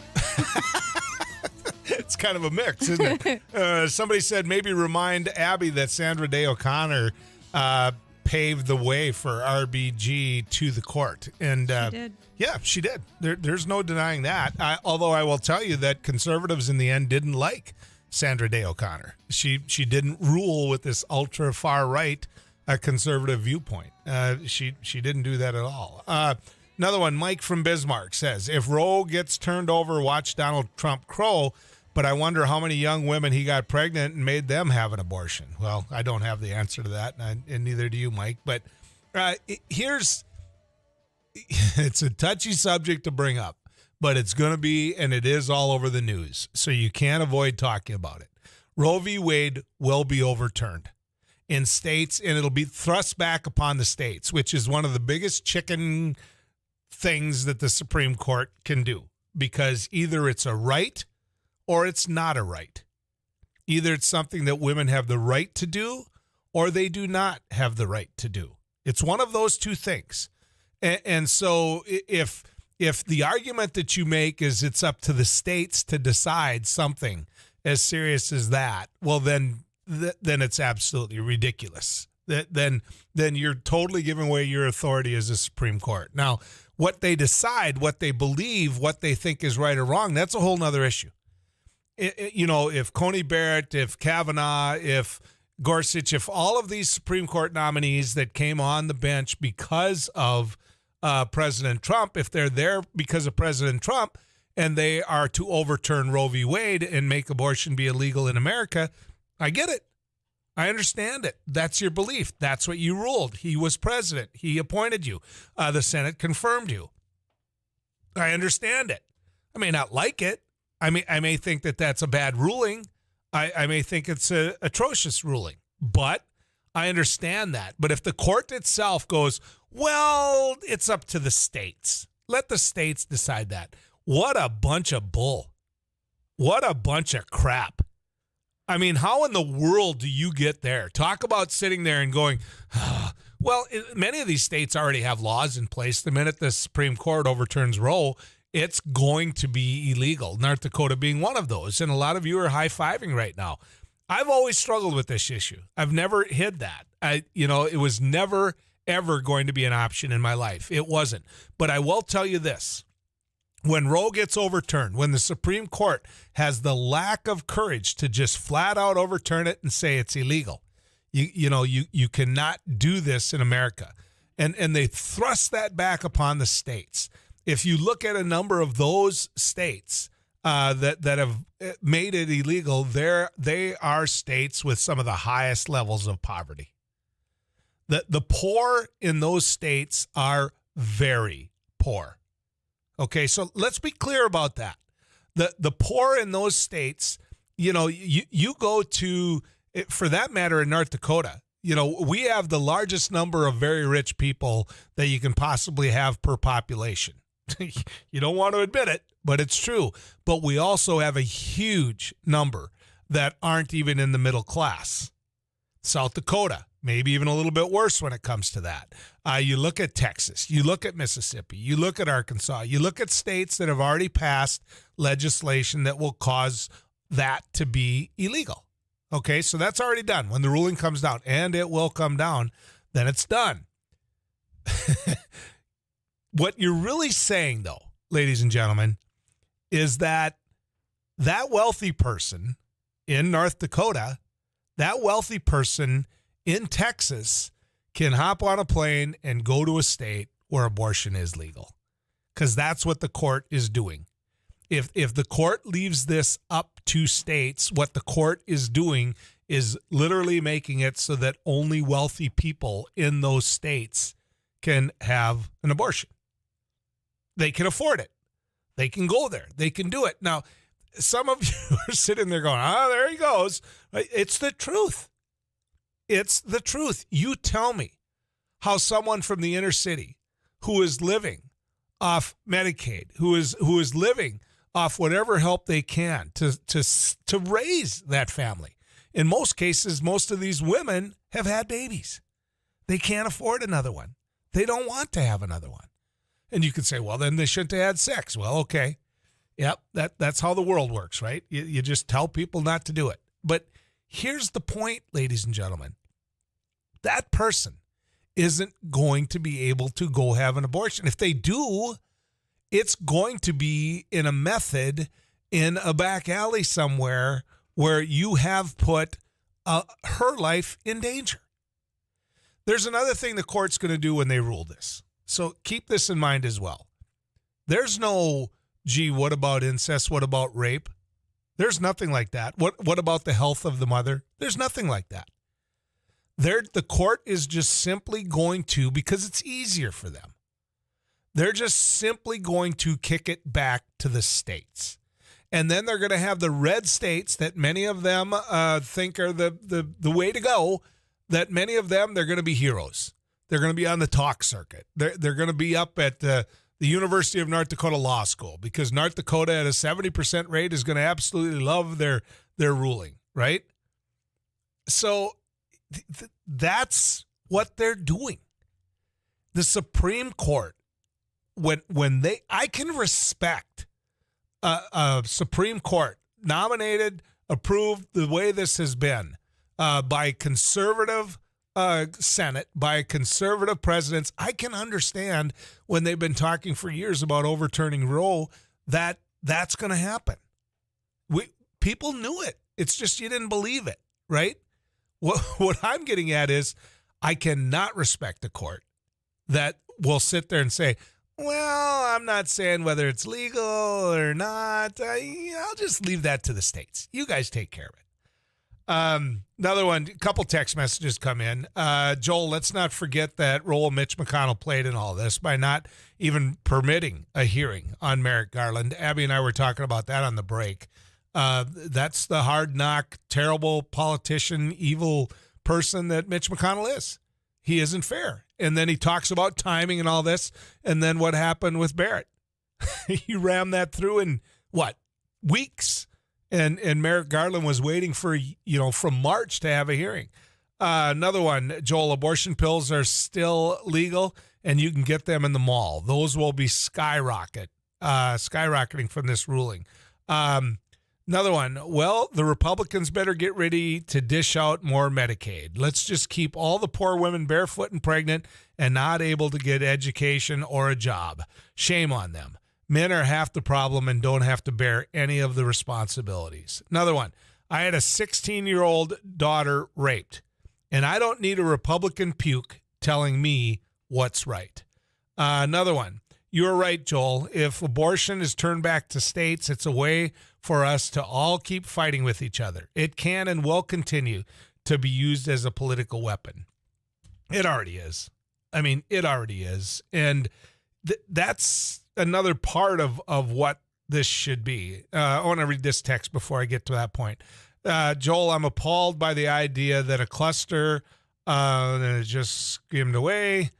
That's how this works, so don't get mad at me, folks. You got to be patient. I'm appalled by the idea that a cluster of cells has more rights than a living woman and children, according to Republicans. Another one. Oh, Joel, it would be great if abortions were left to individual states. The Supreme Court is doing a great job. We don't want to be killing babies in the great state of North Dakota. Okay, so here's the other part. If you look at what happened in Roe v. Wade, you look at what happened in the women's movement. There were women, we talked about Sandra Day O'Connor earlier that blazed the trail. We talked about Ruth Bader Ginsburg. We can go to a lot of women that really made a difference. But in my era, in the end of the 60s, 70s, when I was just a little kid, and I had sisters that were very active out there for women's rights, that was a volatile time in this country. And you look at some of what they won, and you ask yourself if they really won. A woman working in the same job is still getting paid 80 cents on the dollar of what a man's getting. This is one of the things that they felt they had won. And so what is that going to mean to our country? How volatile is it going to get out there? Forget the issue. Pick an issue. But when the court rules like this, and they're going to rule like this, what is going to happen in this country? It's already blowing up. We've already got people in the street screaming at each other. And I go back to, everybody talks about, the era of Trump, and look at how divided the country is, and look at how much one side is just so rock solid behind him, and the other side is just, so just hates the guy. There's no middle ground on this. That's how I remember the country being in the 60s, in the 70s. The era of the Kennedys being shot, and then you go into Dick Nixon, and you go to all of that, and then you got the Vietnam War, you got women's rights. We were a country that was screaming at each other in those days. So we can survive this. We can. What if I were the right, what I would be the most nervous about, because the left in this country doesn't vote on Roe. They don't. The left in this country doesn't go in and vote saying, look, this person will uphold Roe, or they'll appoint a judge that will uphold Roe. And so because of that, I'm voting for them. The right, on the other hand, votes for a person because they pledge to overturn Roe. And so it's a huge political gain for the right. And I've said this before, that just strictly from a political sense, that politically it was always way better for the right to not have Roe overturned. Now, you're saying, what? You know, that they don't, no, to not have it overturned, because you could raise money on it. You could go out there and bring the passion in people out to get them to vote on it. But it's like anything. Once you win, they're on to the next thing. But those people that lost, that feel that the country has gone backwards in terms of women's rights, those people are going to get active. They're going to change from people that didn't ever think that Roe would be overturned, so they didn't need to make that a big issue in what they do, to people that did. And so politically, I think that there's a lot of fear here, or the Republican Party should have a lot of fear, because I think this could go backwards on them as well. Let's get to the weather cave and visit with Too Tall Tom. Tom? All righty, well, we got ourselves a little bit of light mix and some light rain in southwest North Dakota through some parts of north central South Dakota. Other areas of light snow across north central and northwestern North Dakota right now, moving south and eastward. This activity will continue on its path, and looks like later on today it could reach the valley, especially the northern valley, Devil's Lake Basin, as far as the snow is concerned. And there could be a couple inches at the very most, Devil's Lake Basin, north central North Dakota through maybe northwest Minnesota, whereas that light mix or light rain further south will not be much of a factor as far as travel or anything else is concerned. Big range in temps. 20s to near 30 north and east, and 40s and 50s for many of us, even some 60s in the far south and west due to a very strong front that's currently situated across the middle of South Dakota. 20s and 30s overnight tonight as the light snow continues to push eastward across the northern half of Minnesota, ending in the morning there tomorrow. 30s and 40s for tomorrow, and then a clipper will move through for the weekend, bringing chances for some snowfall and mixed precipitation to the region. Better chances for accumulation appear to be in store for the northern parts of the area. Of course, the track is not yet defined across the region, so some further investigation into that will be required. Right now, Minneapolis checks in with 40, and it's 31 at International Falls. Mahnomen checks in with 30, and currently in St. Cloud, it's 37 degrees. Detroit Lakes right now at 32. Sioux Falls checks in with 43. It's 42 in Sisseton right now. Pierre at 36. And Hettinger checks in with 37. Dickinson 34. Williston's at 33. 38 Minot. Bismarck's at 33. Grafton 32. Devils Lake 30. 31 degrees in Grand Forks, 34 in Wahpeton, and also Fargo. Too tallest town of the day is Hitterdal, Minnesota, where right now it's 32. I'm meteorologist Tom Szymanski from the News and Views Regional Weather Cave. We're taking your phone calls at 1-800-880-5346. You can always text us at 35270. The Minnesota Department of Health today announced that its public health laboratory has found the variant known as Omicron, right? Did I pronounce that right? I think it's Omicron. Omicron. You threw an N in there. Yep, Omicron. All right. A specimen from a Minnesota resident which recently traveled to New York City. So we all knew it was going to be here. We all knew it'd be found, and now they're finding it. You know what? When we come back, we're going to take your phone calls. Tough subject. I get it, but it's playing out nationally, and believe me, the world is about to change. At 1-800-880-5346.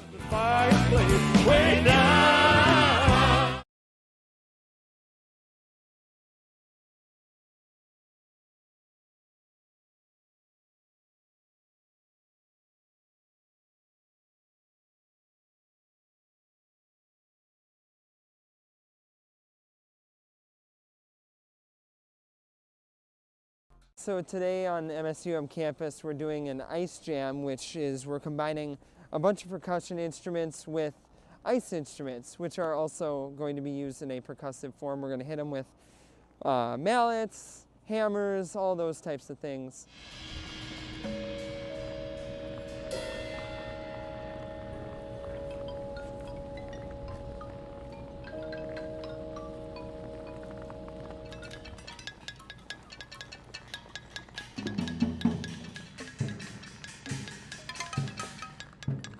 Today is all improv, so we're all just kind of working with ideas that we just kind of think of as we go, and we kind of play off each other, and it's fun to collaborate, but also have a sense.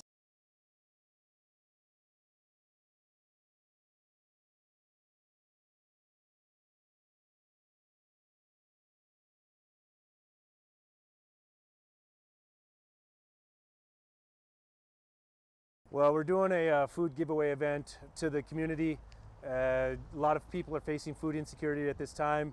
As we can tell, we had to start about an hour early because we just had so many people lined up. So as people come up and they need whatever they need, volunteers are taking care of it. It's all contactless, so nobody has to get out, and just making sure whatever the greatest need. We're just giving the greatest good. When we're going until the food is out. As people are coming in, if they need 2 boxes and 2 gallons of milk, that's what we're giving. We don't want to leave anybody out. I was in the hospital, and I saw a flyer on the wall. And all the nurses were talking about taking people down there to get food and stuff. I got out last night. Got out of the hospital last night, and I said, man, I'm going to do this. When I came from Williston here, I lived on these streets for 3 years, caring. And that's what this is. That's the way I see it. Very helpful. I think it's going to be very helpful because I know people that are doing without. I think it's truly remarkable how much need there is out there. Like I said, we were going to start at noon, but we had so many people lined up. We started at 11, and volunteers have been working their tail off since then. I'm thankful for that. I think this shows that there is some huge needs in the community, and we got some things we got.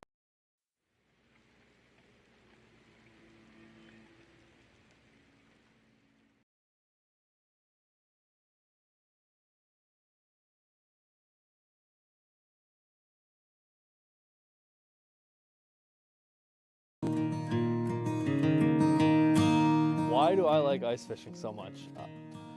I don't know, to me it's just something I enjoy and just a hobby that I've been into for quite a few years, and I'm not necessarily good at it, but I enjoy it. It's fun. It's good time to get out and hang out with all your buddies and just get away from reality for a little while. First time that I ever went ice fishing, I was like 6 or 7, and I actually fell through the ice. We were in a portable ice house, and I was standing in there, and my dad and my uncle Kevin were moving it, and when they pushed it, I wasn't ready for it, and my leg went down the hole. That was fun. It was cold. You can get into hunting and fishing and stuff like that relatively cheap, and it's just like buying a vehicle. You can spend thousands and thousands of dollars, or you can just go to Walmart and get enough stuff and go out and do it, and you can be just as successful as the people that spend all the money on it. North Bros Outdoors, yeah, me and a buddy of mine, Jacob Enixon, we went to high school together, and we actually had the idea back in high school to make an outdoors page, just hunting and fishing, four-wheeling, anything outdoors, basically. Get to the ranch and get a quick market update from our very own Sarah Heinrich. Sarah? Seeing some positive upward trends in the grains right now as we're seeing March corn 9 cents higher at $5.80. Well, March wheat is at $10.36, 17 cents higher. January soybeans up 11 cents at $12.39. March at $12.46, 11 cents higher. Mixed in the cattle, March feeder cattle down 45 cents. February live cattle 50 cents higher. And for our February lean hogs, we're at $79.50, 63 cents lower. With your markets, I'm Farm and Ranch Director Sarah Heinrich for the News and Views Radio Network from the Enterprise Sales Ag Studio. Enterprise Sales of Valley City, your grain handling and storage experts. Thank you, Sarah. Let's get to Marlis. She's been waiting on hold. Marlis, you're on News and Views. Yeah, I was just calling when you were talking about the abortion thing, and I think, the thing that was an eye-opener to me was when the representative from Michigan commented about his wife who had her child had died in utero. And that technically that's an abortion when they go in and remove that child. And, and I went through the same thing. I thank God that I was already in labor when they found out my child had passed away, because I'd had to wait a week before they would have done anything. And to call that an abortion is ridiculous, but they do, and they're getting rid of it, and you're trying to get rid of it. And I've always said it just takes education to figure this out. If they'd spend as much money on education, we'd be a heck of a lot further. But anyway, and the other thing is there's less abortions when a Democrat is in office. So, Way less. Thank you, Marlis. Appreciate You that. bet. Think about that. Why is there far less abortions when a Democrat is in office? Because there's hope. I'm sorry, but if you're the people that are the poorest in this nation, that are sitting there saying, I can't afford it. I can't make, how am I going to make? There's hope. And there's somebody who will back you. We'll be back with more right after this. Who has just changed it?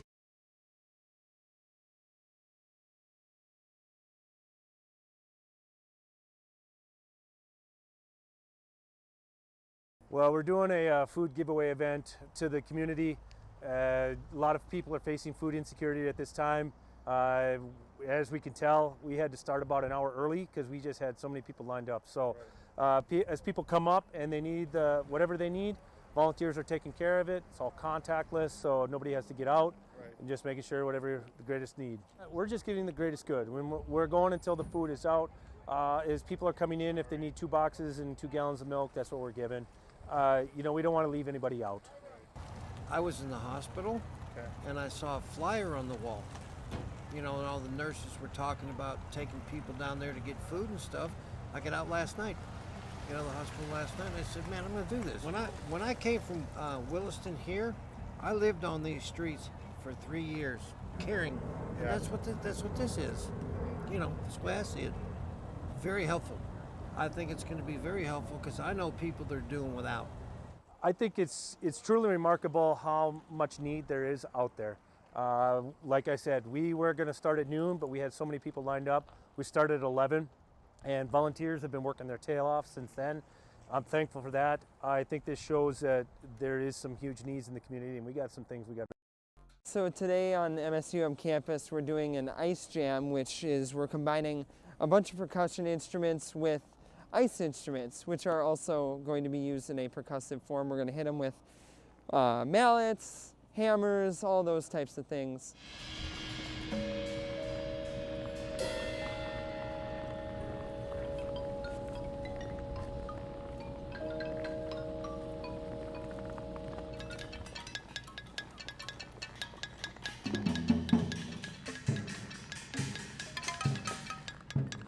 Today is all improv, so we're all just kind of working with ideas that we just kind of think of as we go, and we kind of play off each other, and it's fun to collaborate but also have a sense.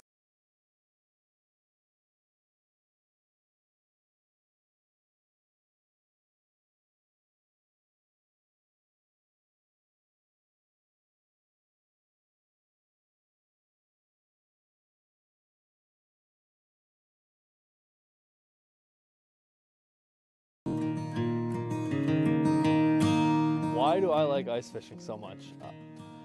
I don't know, to me it's just something I enjoy and just a hobby that I've been into for quite a few years, and I'm not necessarily good at it, but I enjoy it. It's fun. It's good time to get out and hang out with all your buddies and just get away from reality for a little while. First time that I ever went ice fishing, I was like 6 or 7, and I actually fell through the ice. We were in a portable ice house, and I was standing in there, and my dad and my uncle Kevin were moving it, and when they pushed it, I wasn't ready. KFGO with news now. KFGO News, cloudy, Fargo-Moorhead, 10 o'clock. We are at 35 degrees. I'm Paul Jurgens. The Minnesota Department of Health has announced that its public health lab has found the COVID variant known as Omicron in a specimen from a Minnesota resident. The state health department says that person had recent travel history to New York City. Police and the management of some downtown Fargo bars are working on a plan to better coordinate ride-sharing and taxi services at closing time. Sergeant Brent Halverson says he's been in touch with companies that offer the services. Ride shares and taxis bustling all over, and nobody knows who's it for, and they're racing to it in the middle of the road because 5 different people have all asked for that same cab to happen, and everyone's running out there. We'd like to put some order to it. So we're currently working with some of the big rideshare companies across the nation to try to see if we could select this by geographics, date, time, location, so that it doesn't affect business and commerce. Halverson told the meeting of the new Downtown Download Group that NP Avenue and Broadway are the primary locations where bar customers congregate to meet rideshare and cab drivers. He says 2 spots may be designated as trial locations for the program. A woman crossing a road to help a driver with a flat tire was struck and killed near Killdeer in western North Dakota. 73-year-old Killdeer woman had pulled over on the shoulder of the road and was walking across that road. A 58-year-old Berthold man was not able to avoid the victim and hit her with his pickup. The woman died at the scene. Ultra Health has signed a letter of intent to purchase 50 acres of land for a future hospital in Devil's Lake. In July, Ultra announced a series of meetings in Devil's Lake to gather opinions on plans to purchase St. Alexis Hospital. An Ultra spokesperson now says there are no plans to buy St. Alexis at this time. Land is on the east side of the city. Their proposal also includes expanded outpatient services and a 12-bed dialysis center at the current Devil's Lake Ultra Clinic. Ultra President Dr. Stephen Weiser says the goal is to greatly enhance health care in Devil's Lake. A legal battle is headed to North Dakota's Supreme Court over access to thousands of documents related to the developer of the Dakota Access Pipeline and the company that oversaw security during construction. Pipeline developer Energy Transfer and a subsidiary sued the state board that regulates security firms, seeking the return of 16,000 documents. The company argues the records could present a security risk if released publicly. Separately, there's a new legal challenge over release of the documents to the media. An online news organization sued North Dakota last year, seeking the documents, citing the state's open records law. Mostly cloudy, maybe some sprinkles, flurries this afternoon. Fargo-Moorhead, we look for a high of about 39. 26 overnight, mostly cloudy, maybe some light snow, freezing drizzle probably before midnight. And tomorrow, partly sunny, 36. Saturday, cloudy, 32. Light snow, possible freezing drizzle. Fargo-Moorhead, it is cloudy and 35. Paul Jerkins, News Radio, KFGO.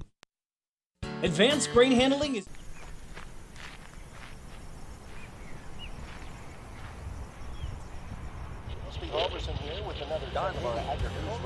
Hey, this is Abby Miller with the Derek Hansen, Couch Potato Radio. Did you see that? It Takes Two. Doug Miller with the morning crew this morning. Jerkins News Radio. Amy Eiler with It Takes Two. This is Jack Michaels, Voices Forces. Joel Heitkamp here on the Mighty Sarah Heinrich. Tyler Access, your home. The Mighty 790 and 104.7 FM KFGO. The names you know, the voices you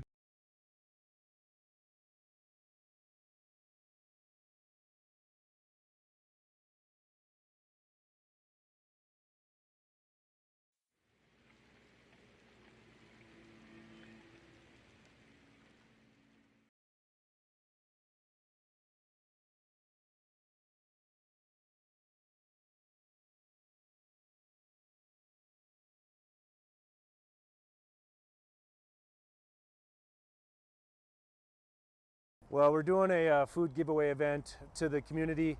A lot of people are facing food insecurity at this time. As we can tell, we had to start about an hour early because we just had so many people lined up. So as people come up and they need whatever they need, volunteers are taking care of it. It's all contactless, so nobody has to get out. And just making sure whatever the greatest need.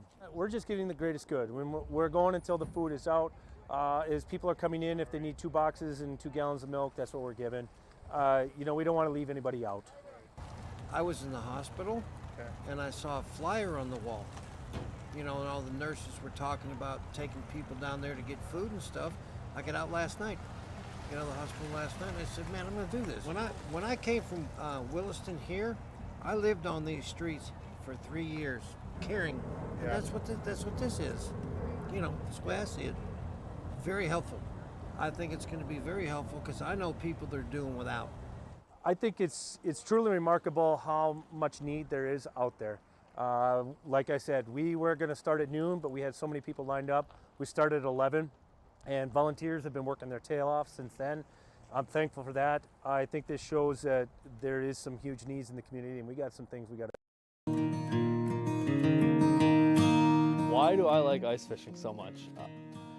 I don't know, to me it's just something I enjoy and just a hobby that I've been into for quite a few years, and I'm not necessarily good at it, but I enjoy it. It's fun. It's good time to get out and hang out with all your buddies and just get away from reality for a little while. First time that I ever went ice fishing, I was like 6 or 7, and I actually fell through the ice. We were in a portable ice house, and I was standing in there, and my dad and my uncle Kevin were moving it, and when they pushed it, I wasn't ready for it, and my leg went down the hole. That was fun. It was cold. You can get into hunting and fishing and stuff like that relatively cheap, and it's just like buying a vehicle. You can spend thousands. You go to YouTube, you can see us, which I have no idea why we make that available, but we do. Half of the screen is you, is it not, Abigail? It is. Well, there's why we do it, right? There's exactly why we do it. I found an old, oh man, I hate to break this to you on air, but I found an old YouTube video of you and Amy, like 10 years old, and the whole point, it was like a 2-minute long video, and it was just you talking about Amy's new bangs. Really? I was laughing so How hard. bored were we that day? I was laughing. You were so excited about her bangs. We're going to all find it. Or did we make it sound like I was so excited? Well, about it? I'm sure. I don't think you were actually that excited about her bangs, but you were like, on News and Views, we have big news. Huge news. Amy has bangs. Amy has bangs. Check this out. I loved working with AI. She was fun. She was nice to me. Okay. Yeah, Amy and I get along very well. That's We're not very true similar. I don't know if she was nice. Yeah, I want to get out there a couple of things. Number one, the government shutdown. They're looking again at the fact that they can't come to an agreement on whether or not to fund the government. Now, everything's starting to click economically, right? All you people that said gas prices are going to be over $4, well, you're seeing that. In fact, gas prices in many areas have gone down, right? You look at stock prices. Well, okay, I'm not a big believer that on any one given day a president determines what you're going to get back on your dividends with your stock, but that's neither here nor there. The truth of the matter is the market's doing fine. When it comes to money out there in the economy, I think I could easily make an argument that there's too much money out in the economy. Walking around Northern Ag Expo yesterday, just talking to some of the vendors, and I'm not going to use the names, but you make a lot of friends in this business. I walked up to them. I said, all right, I see it. I want it. If I buy it, how long do I have to wait for it? And they just all pretty much had the same answer, which is a while. There isn't one sitting on their lot waiting. And that's just the reality. And that might be the new way of doing business. Is you know what you're going to need, you got to look ahead, you buy it, and then you wait for it. Versus as a society, we just have this huge line of equipment just sitting there waiting for us to come by. I don't think that's going to happen anymore. So the point being, well, and here's another perfect example. We don't have the workers. So you tell me how an economy, when the American economy was at its worst, you go back to the 1930s during the Depression, and you look at those men and women sitting there waiting in that soup line, and you ask yourself, what's the one thing every one of them have in common? What's the one thing that if that day they could have changed? It was the fact they didn't have a job, and they wanted a job. Now we're sitting here in a country where there's too many jobs for the people that we have. And no one has really called in and told me why that is yet. I mean, you've got all these different factors, right? I don't want to work in that field. I don't have to work in that field. We were a 2-income family. We found out we could get by with just being a 1-income family. Never liked my job in the first place. Can't afford my job because daycare's so high. You know what? Was never treated well in the workplace. They weren't flexible. They didn't let me have any semblance of a private life. In my mom and dad's age, you worked 40 hours, maybe 45. You got paid time and a half for that 5 extra hours. In today's world, they expect you to work 60. And so what? I don't want to work for them if that's what they expect of me. And trust me, that's legitimate. That is very legitimate. The fact that employers have asked for more and more and more of the employee's time, all under the guise of, hey, you got a job, just be thankful you have a job. Those days are coming to a close, right? Then you add in the whole I can work from home. So here we have a situation where we have more jobs than we have people to do them. And another factor goes into that nobody really talks about. We're not having kids. We're not having kids. And if we do have kids, we're having them later in life. I'm one of 7. I had 2. I have 2 siblings now that never had kids and never will have kids. Almost every other sibling I have, short of one sister, had 2 kids, right? But they come from a family of 7. And those 2 that had that family of 7 came from a family of, I think my mom's family was 7 and my dad's was 11. You know, so the point being this, we're not having kids. And so you have to ask yourself the question of, are we going to be there economically in the future the way we should? Now, add all of that in. the fact that it's a workers' market out there. They want you.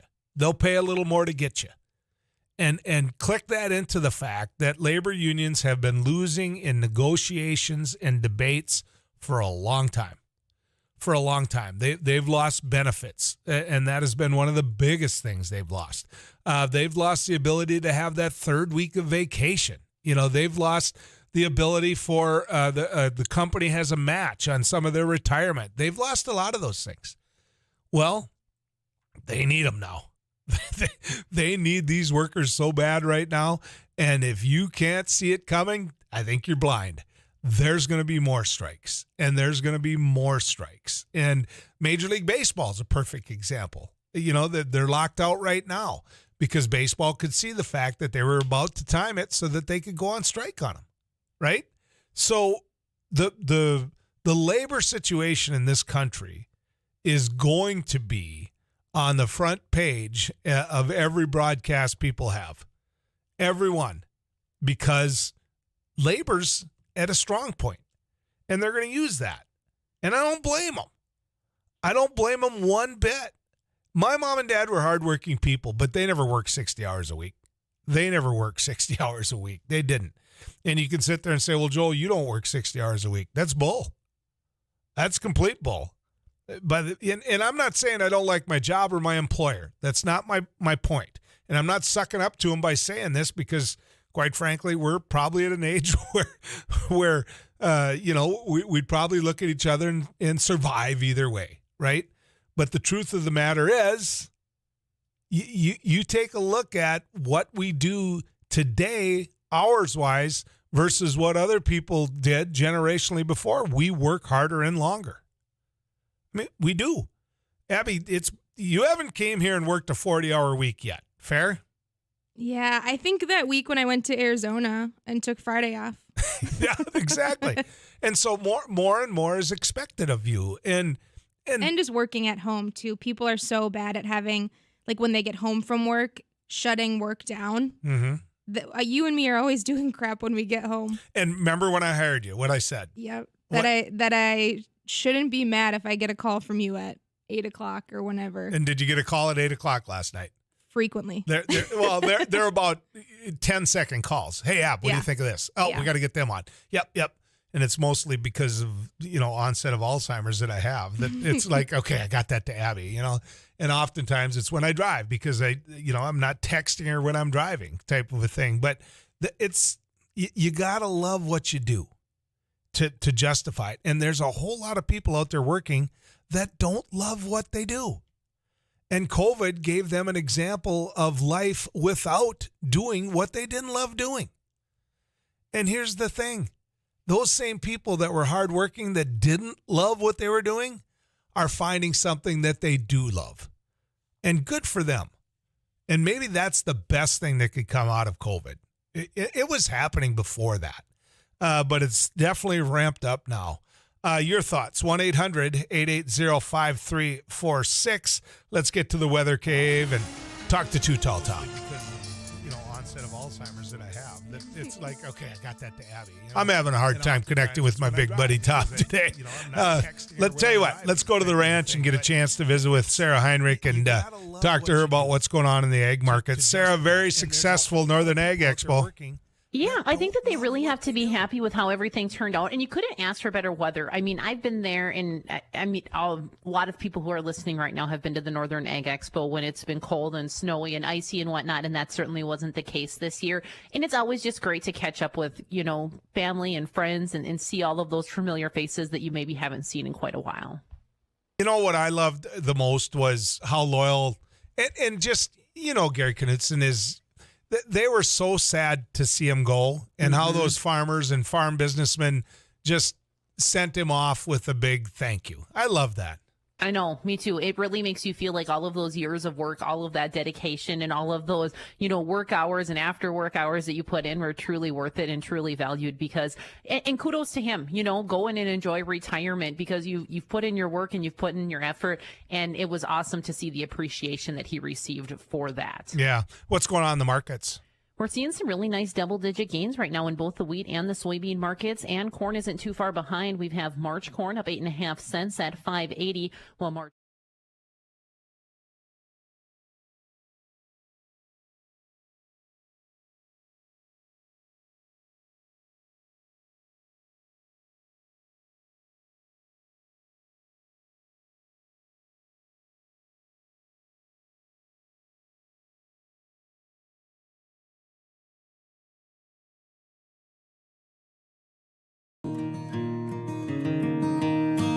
Why do I like ice fishing so much? I don't know. To me, it's just something I enjoy and just a hobby that I've been into for quite a few years. And I'm not necessarily good at it, but I enjoy it. It's fun. It's good time to get out and hang out with all your buddies and just get away from reality for a little while. First time that I ever went ice fishing, I was like 6 or 7, and I actually fell through the ice. We were in a portable ice house, and I was standing in there, and my dad and my uncle Kevin were moving it, and when they pushed it, I wasn't ready for it, and my leg went down the hole. That was fun. It was cold. You can get into hunting and fishing and stuff like that relatively cheap, and it's just like buying a vehicle. You can spend thousands and thousands of dollars, or you can just go to Walmart and get enough stuff and go out and do it, and you can be just as successful as the people that spend all the money on it. North Bros Outdoors, yeah, me and a buddy of mine, Jacob Enixon, we went to high school together, and we actually had the idea back in high school to make an outdoors page, just hunting and fishing, four-wheeling, anything outdoors basically. A lot of it right now, it's really, really heavily based on ice fishing, and this fall it was heavily based on deer hunting and bow hunting and rifle season too, so yeah, just kind of an outdoors group, and we call ourselves North Bros Outdoors. We've got a Facebook, an Instagram, and a YouTube channel. There's plenty of brands out there that you can get into it. If you're questioning it and you want to do it, do it. You won't regret it. The outdoors it's awesome.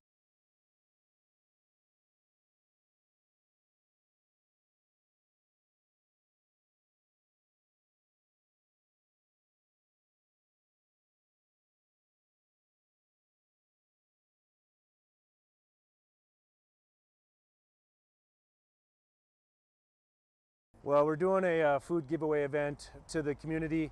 A lot of people are facing food insecurity at this time. As we can tell, we had to start about an hour early because we just had so many people lined up. So as people come up and they need whatever they need, volunteers are taking care of it. It's all contactless, so nobody has to get out. And just making sure whatever the greatest need. We're just getting the greatest good. We're going until the food is out. As people are coming in, if they need 2 boxes and 2 gallons of milk, that's what we're giving. We don't want to leave anybody out. I was in the hospital, and I saw a flyer on the wall. And all the nurses were talking about taking people down there to get food and stuff. I got out last night, the hospital last night, and I said, man, I'm going to do this. When I came from Williston here, I lived on these streets for 3 years, caring. And that's what this is.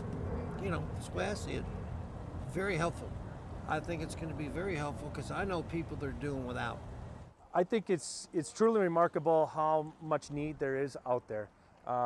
Like I said, we were going to start at noon, but we had so many people lined up. We started at 11, and volunteers have been working their tail off since then.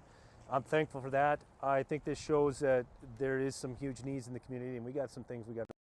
So today on MSUM campus, we're doing an ice jam, which is we're combining a bunch of percussion instruments with ice instruments, which are also going to be used in a percussive form. We're going to hit them with mallets, hammers, all those types of things.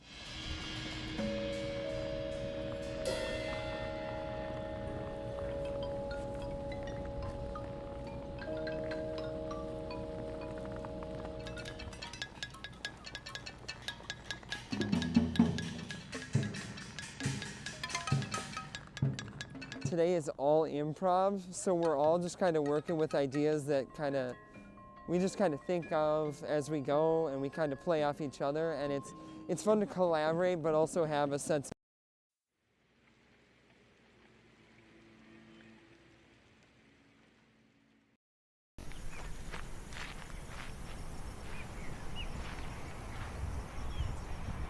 Must be Halverson here. 948 1-800-880-5346. You know what we have, ladies and gentlemen?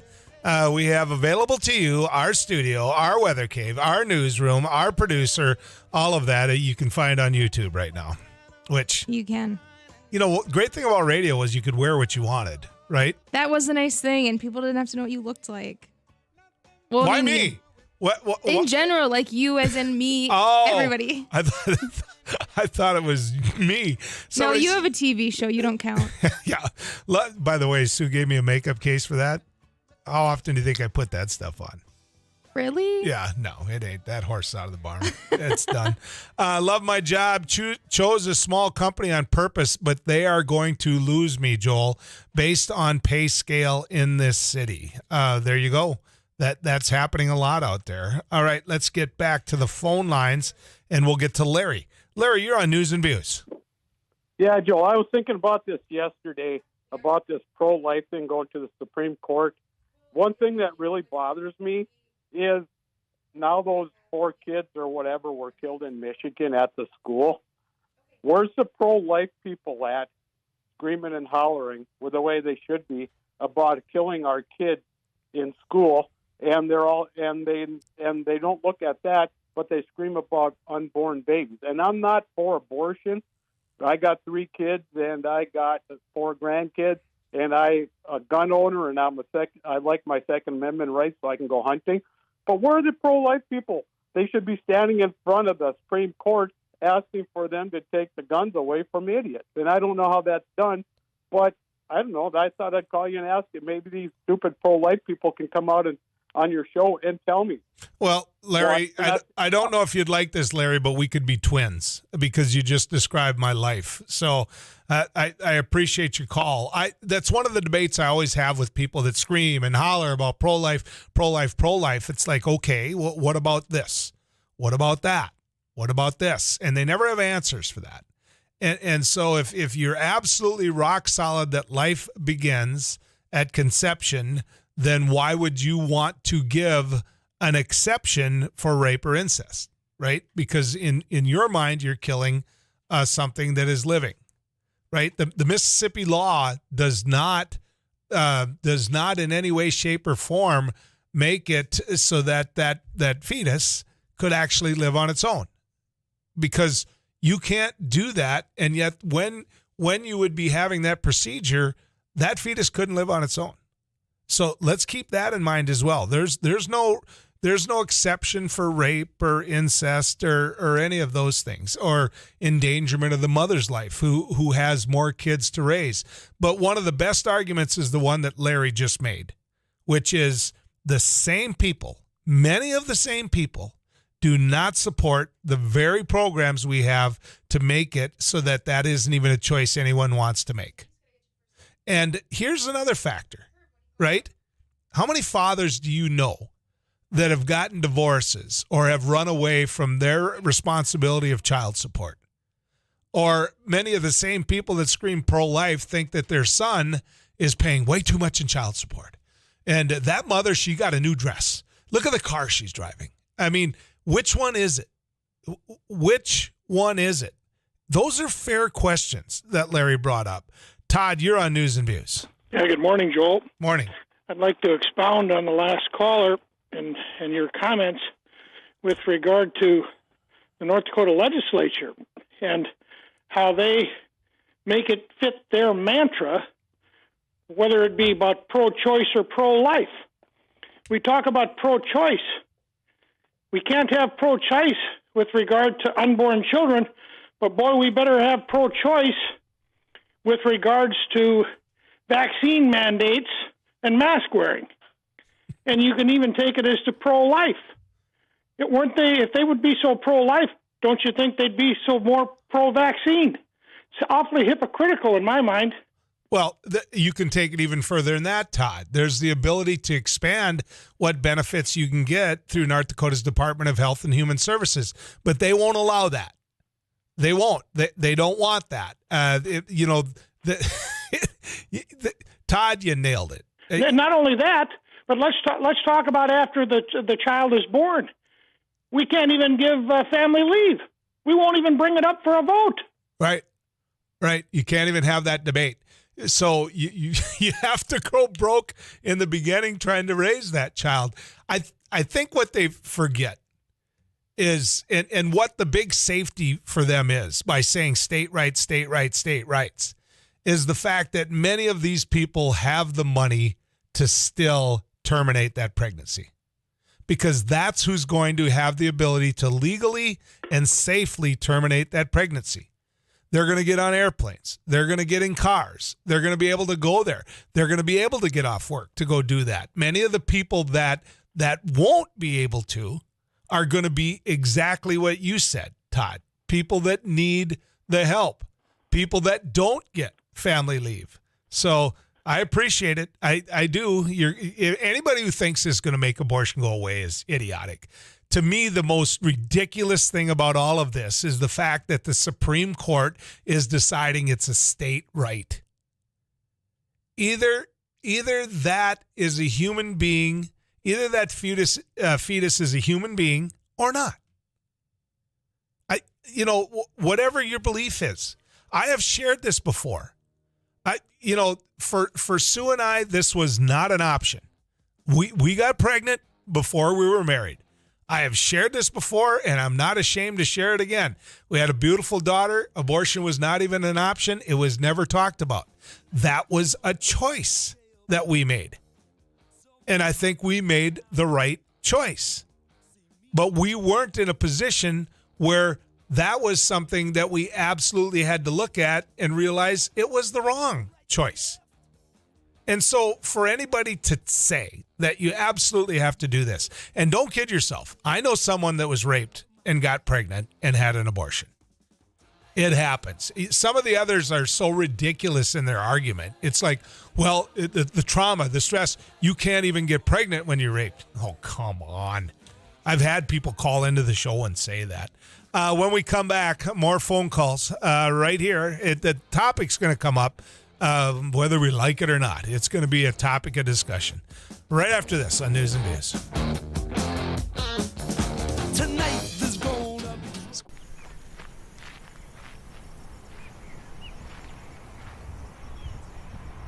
be Robertson here with another Don News Radio. Hey, this is Abby Miller with the Derek Hansen, Couch Potato Radio. Did you see that from It Takes Two? Doug Miller with the morning crew this morning. News Radio. Amy Eiler with It Takes Two. This is Jack Michaels, Voices Force. Too tall, Joel Heitkamp here on the Mighty Sarah Heinrich. Tyler Axis, your home. The Mighty 790 and 104.7 FM KFGO. The names you know, the voices you... Why do I like ice fishing so much? I don't know. To me, it's just something I enjoy and just a hobby that I've been into for quite a few years. And I'm not necessarily good at it, but I enjoy it. It's fun. It's good time to get out and hang out with all your buddies and just get away from reality for a little while. First time that I ever went ice fishing, I was like 6 or 7, and I actually fell through the ice. We were in a portable ice house, and I was standing in there, and my dad and my uncle Kevin were moving it, and when they pushed it, I wasn't ready for it, and my leg went down the hole. That was fun. It was cold.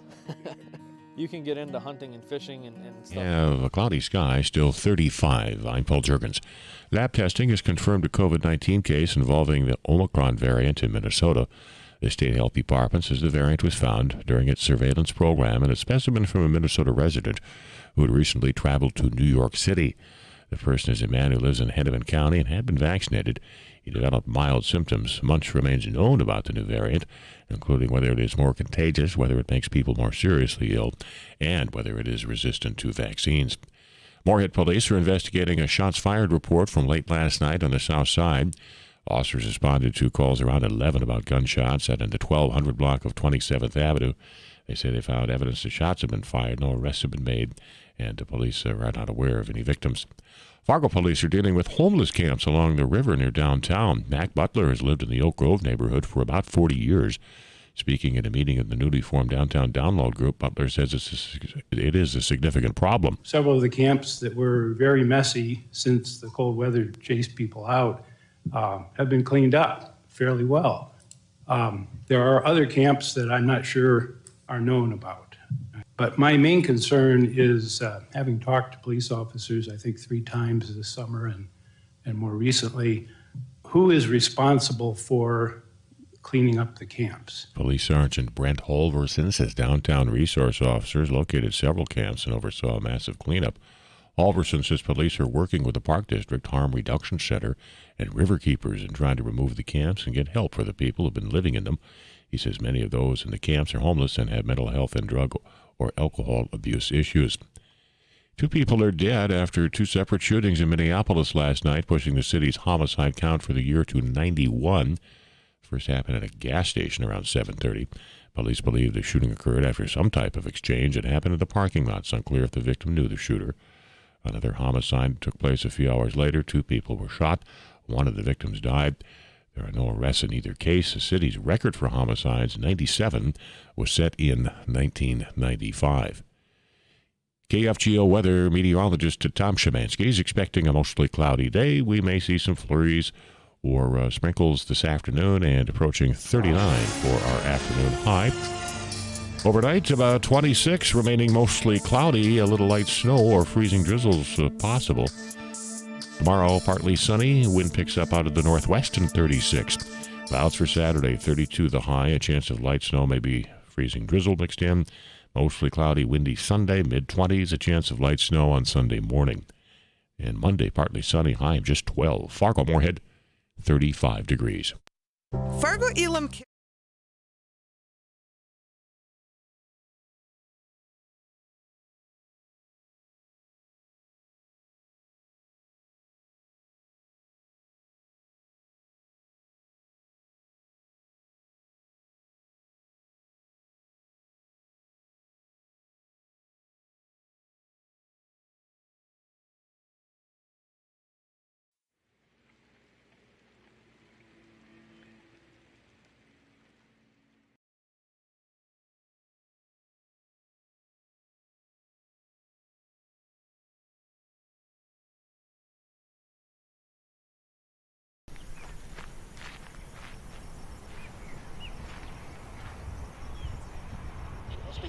Here with another News Radio. Hey, this is Abby Miller with the Derek Hansen, Couch Potato Radio. JJ Gordon from It Takes Two. Doug Miller with the morning crew this morning. News Radio. Amy Eiler with It Takes Two. This is Jack Michaels, Voice of Sports. Joel Heitkamp here on the Mighty Sarah Heinrich. Tyler Axis, your home. The Mighty 790 and 104.7 FM KFGO. The names you know, the voices you Love another, even if I can. Oh, come to me, baby, I'm a one-woman man. Oh, won't you let me, baby, just a hang around. You got to admit this guy's good, Abby. Huh? I like George Jones. I do too. But I like George Strait, and are you as big of a George Strait fan? Nope. I didn't think so. Nope. But I will. If you can tell me George Jones is a nickname that everybody loved, I'll buy you lunch. How's that? I don't know it. Well, it's the possum. There you go. It absolutely is. Amy Aller, JJ Walker from It Takes Two have entered the studio. How you two doing? We're pretty good. Did you just call me JJ Jimmy Walker? Yeah, it's Dynamite, baby. That's what I was thinking too. JJ Walker. Did you just call him JJ Walker? It sticks in your head. Yeah. It's generational. I love that. Let's go with it. Yeah, JJ cool. Walker. I think it's cool. You know, they used to call me the possum. Really? No. Was that But when you were I'm trying to acting? get it started right now. Did you know that answer before Abby said no? I did. Amy, did you know that answer before? No. I thought you said the posse. The possum. Possum. Yeah. I don't know which one's It was worse. the old possum. Not many people in the middle of the highway hammered ever punched a cop the way George Jones did. Did you ever see that video? Yeah, and you know what? So George Jones was a venue favorite. Did you know that? Like, venues loved having George Jones because he's the kind of guy who's like, you know, I was in the back and your toilet wasn't working right, and so I just, I took off the top. And there are stories across the board of people who say George Jones is one of the guys. We'll have him back anytime. But that video of him punching the cop is I thought he pretty never amazing. showed half the time.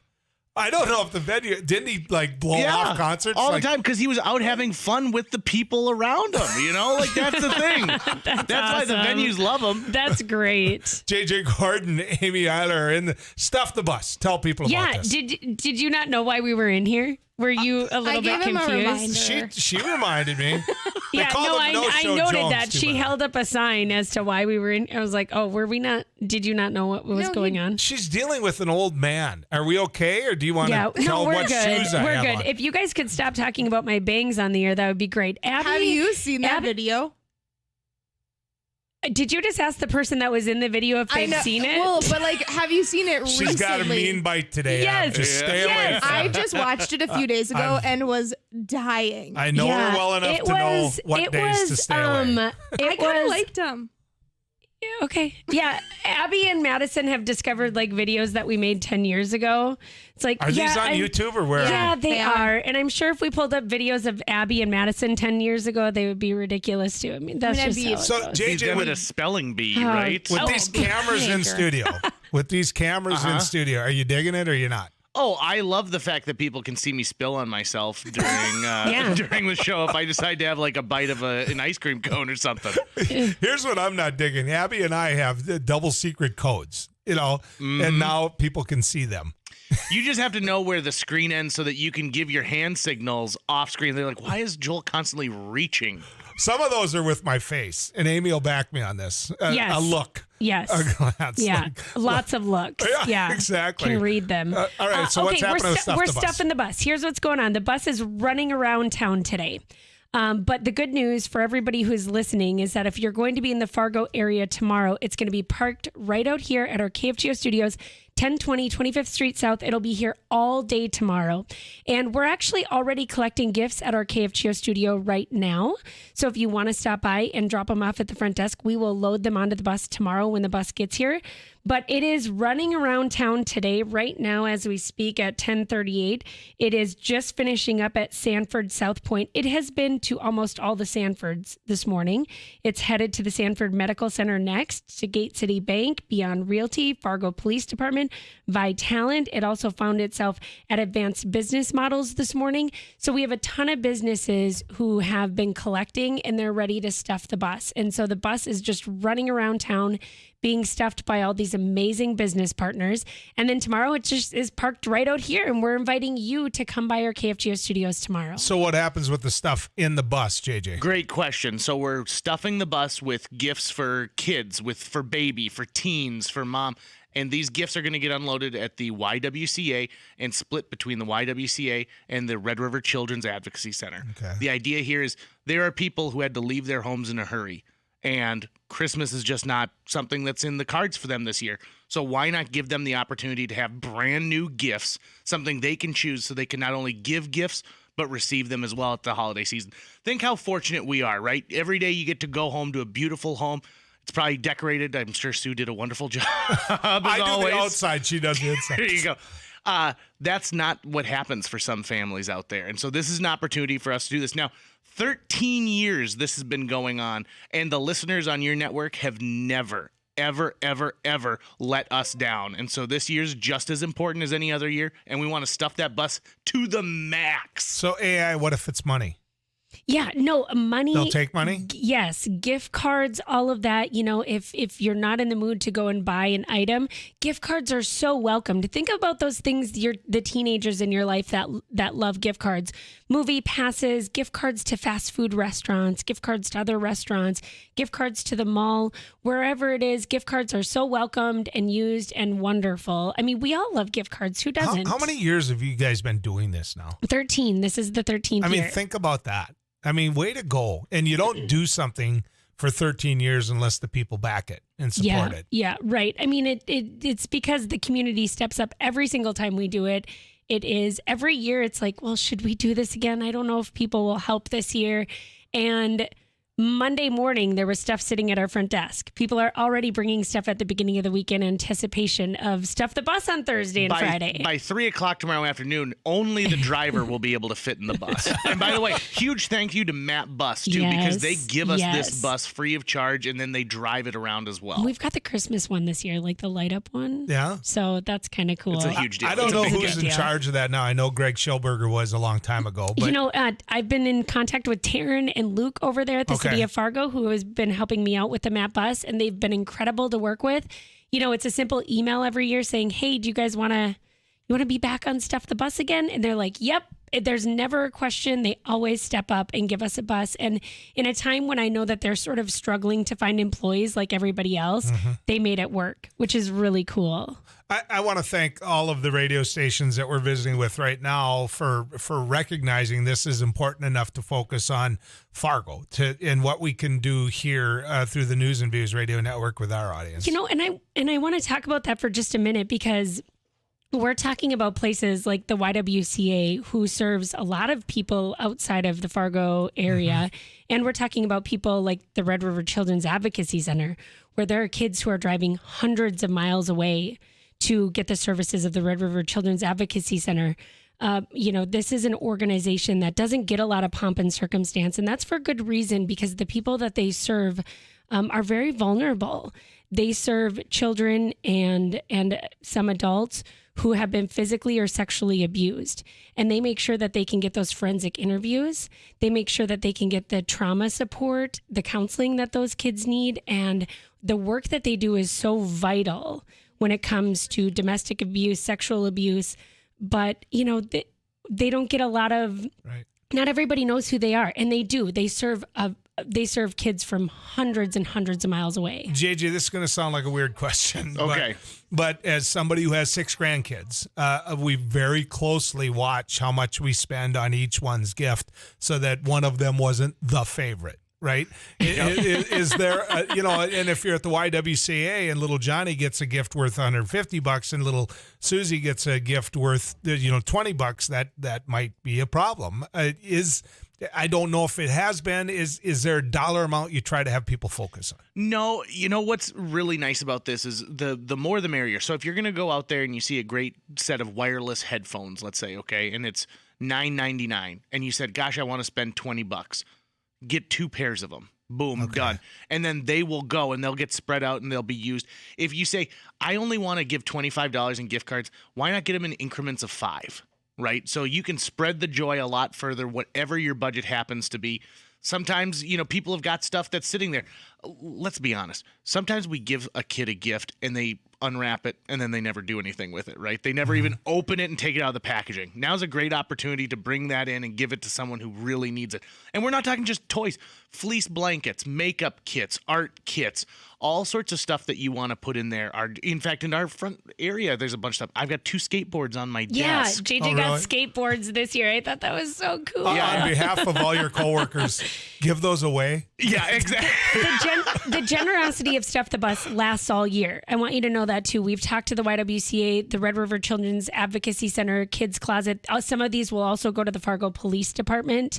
And these toys last all year. So if they don't get used for Christmas, they're saved and they're used for birthdays of kids who are staying in the shelter. And they get used for kids who are being seen at the Red River Children's Advocacy Center year-round, 365 days a year. And Joel, a lot of times organizations are like, we appreciate things, but dollars stretch a lot farther. This is an opportunity for you to go shop. We want you to go shop and then bring some stuff in. It's always more fun to shop. It is. It's kind of the hunting and gathering of our cavemen. money before you left. Okay, no, you can, just money's fine. And someone just called in and asked if they could donate online. We do not have a donation online specifically for this event, Stuff the Bus, because like JJ said, we are collecting actual items, new items. But you can look up the Red River Children's Advocacy Center or the YWCA online, and they would be more than willing to take your donation online. Okay. And yeah, it's time for Joel to grow up and go buy something, but here's what's going to end up happening. It's fine, I'm going to call you, and I'm going to say, what am I buying? What am I buying? Fleece blankets. And then talk to Abby and say, where do you find this? Sports stuff is something that they asked for this year, because a lot of teenagers like sports stuff. I can do that. Yeah, so there you go. Get something Twins or Vikings. Guarantee you it will not be a Packer hat. Right, I was going to say, Vikings hat. Yeah. What a great opportunity for you to just spread your love of the purple folks out there, right? There you go. So the other part is you're not looking for anything slightly used, anything like that. You want new Not stuff. this time, yeah. Yeah. No, I think that's important for people to know. And if you happen to be near the gift wrap and stuff, they'll take tape and gift wrap, because these things get wrapped as actual gifts. These are gifts. So, why not throw that in there as well? Right. You guys, I know that you have a lot of partners, that this wasn't just you, but you guys were the genesis, and so hats off to you for that. You're going to put a smile on a lot of people's faces, and the reason some of those families are at the YWCA and the Red River is because of the fact they can't be anywhere else. Right. They can't be. They don't have money right now, and they had to leave in a hurry. Or they had to leave a situation where they can't, they needed out soon. This always it's pretty warm. I was telling JJ, should we just bring the cruiser up for old time's sakes? Because the cruiser was our first bus. Yeah. Should we it's warm enough. We could get it up and going, right? And wasn't it good old Terry Spees who drove it the first year? Yeah, Terry Spees drove it around for us. And for those of you who may not know Terry Spees, he was this bigger than life man that looked like Santa Claus. Yeah. And got asked to go everywhere as Santa Claus, and his wife Doris, just one of the sweetest person in the world too. And he said, "Yeah, I'll drive that bus." So he took my cruiser and he traveled all over. Great. Well, it was a lot colder that year. The cruiser's got gas in it. Deal. All right. Okay. Thank you so much, you guys. Thank you guys. Dynamite. All right, when we let's head to the weather cave and visit with Too Tall. Tom. Alrighty, well, we're looking at temperatures to be probably about average or above in most areas, but nothing like yesterday in many places, although there could be some 60s across parts of South Dakota, central and southwestern South Dakota, that is. Otherwise, we're looking at a little bit of light snow spreading from northwest to southeast across the region, and there could be some minor accumulations here and there. Not a storm or anything like that, but where it does occur, of course, along with maybe a mixed bag, that could create some localized travel issues across some parts of North Dakota and maybe parts of north central South Dakota and into northwestern Minnesota. 20s and 30s tonight with the snow and mixed precipitation sliding eastward into Minnesota, and then 30s and 40s tomorrow. Quiet day with a gusty west-northwesterly breeze. A clipper moves on in thereafter, bringing chances for snow to the area for the weekend. Favored the locations for accumulation appear to be across portions of northern North Dakota and also into northern Minnesota, but it all depends on the track, and that is something we don't know quite yet. Right now, Detroit Lakes 32, International Falls 30, Twin Cities 42, Rochester's at 41, Sisseton 45, Sioux Falls is 45, and Pierre is at 43 degrees. Dickinson 34, right now Williston 36, 39 in Minot, Bismarck 37. It is 33 in Grand Forks, 28 in Cavalier, and Jamestown's at 38 degrees. 37 in Wahpeton, 34 in Fargo, and Too Tall's Town of the Day, Hitterdall, Minnesota, 33. I'm meteorologist Tom Szymanski from the News and Views Regional Weather Cave. You know what? That cruiser will be there if they need it. I give you my word on that. And it is sponsored by great folks that would love it to be used for Stuff the Bus, and that is the North Dakota Farmers Union, the North Dakota Association of Rural Electric Cooperatives, Pfeiffer's Auction, Realty and Land Management, Nilson Brand Law, and Broadband Association of North Dakota. We're taking your phone calls when we come back. It's real simple. You dial in at 1-800-880-5346 or text us at 35270, and you can be part of it. I do want to thank, that's a Fargo event, and it's not an event that's happening in some of these other areas listening. I want to thank you for your patience because you know what? I'm sure you're happy that they're doing it. So stick around. More coming your way here on News and Views. Gateway Building Systems is proud to...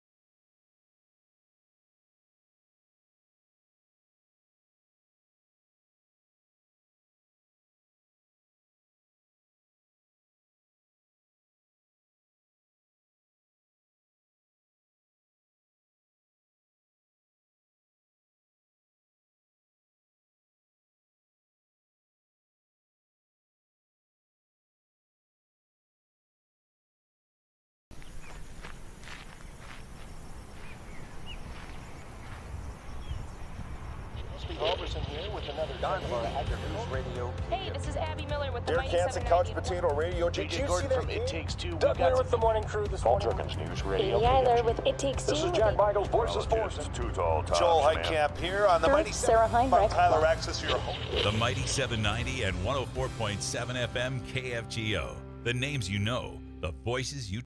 Well, we're doing a food giveaway event to the community. A lot of people are facing food insecurity at this time. As we can tell, we had to start about an hour early because we just had so many people lined up. So as people come up and they need whatever they need, Volunteers are taking care of it. It's all contactless, so nobody has to get out, and just making sure whatever the greatest need. We're just getting the greatest good. When we're going until the food is out. As people are coming in, if they need 2 boxes and 2 gallons of milk, that's what we're giving. We don't want to leave anybody out. I was in the hospital, and I saw a flyer on the wall. And all the nurses were talking about taking people down there to get food and stuff. I got out last night. Got out of the hospital last night, and I said, man, I'm going to do this. When I came from Williston here, I lived on these streets for 3 years, caring. And that's what this is. That's the way I see it. Very helpful. I think it's going to be very helpful because I know people that are doing without. I think it's truly remarkable how much need there is out there. Like I said, we were going to start at noon, but we had so many people lined up. We started at 11, and volunteers have been working their tail off since then. I'm thankful for that. I think this shows that there is some huge needs in the community, and we got some things we got to. Why do I like ice fishing so much? I don't know. To me, it's just something I enjoy and just a hobby that I've been into for quite a few years, and I'm not necessarily good at it, but I enjoy it. It's fun. It's good time to get out and hang out with all your buddies and just get away from reality for a little while. First time that I ever went ice fishing, I was like 6 or 7, and I actually fell through the ice. We were in a portable ice house, and I was standing in there, and my dad and my uncle Kevin were moving it, and when they pushed it, I wasn't ready for it, and my leg went down the hole. That was fun. It was cold.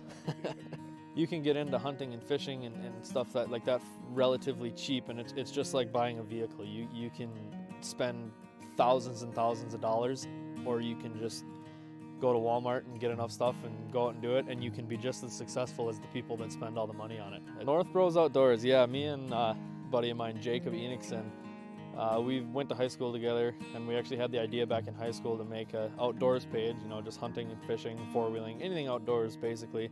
A lot of it right now, it's really, really heavily based on ice fishing, and this fall it was heavily based on deer hunting and bow hunting and rifle season too. So yeah, just kind of an outdoors group, and we call ourselves North Bros Outdoors. We've got a Facebook, an Instagram, and a YouTube channel. There's plenty of brands out there that you can get into it. If you're questioning it and you want to do it.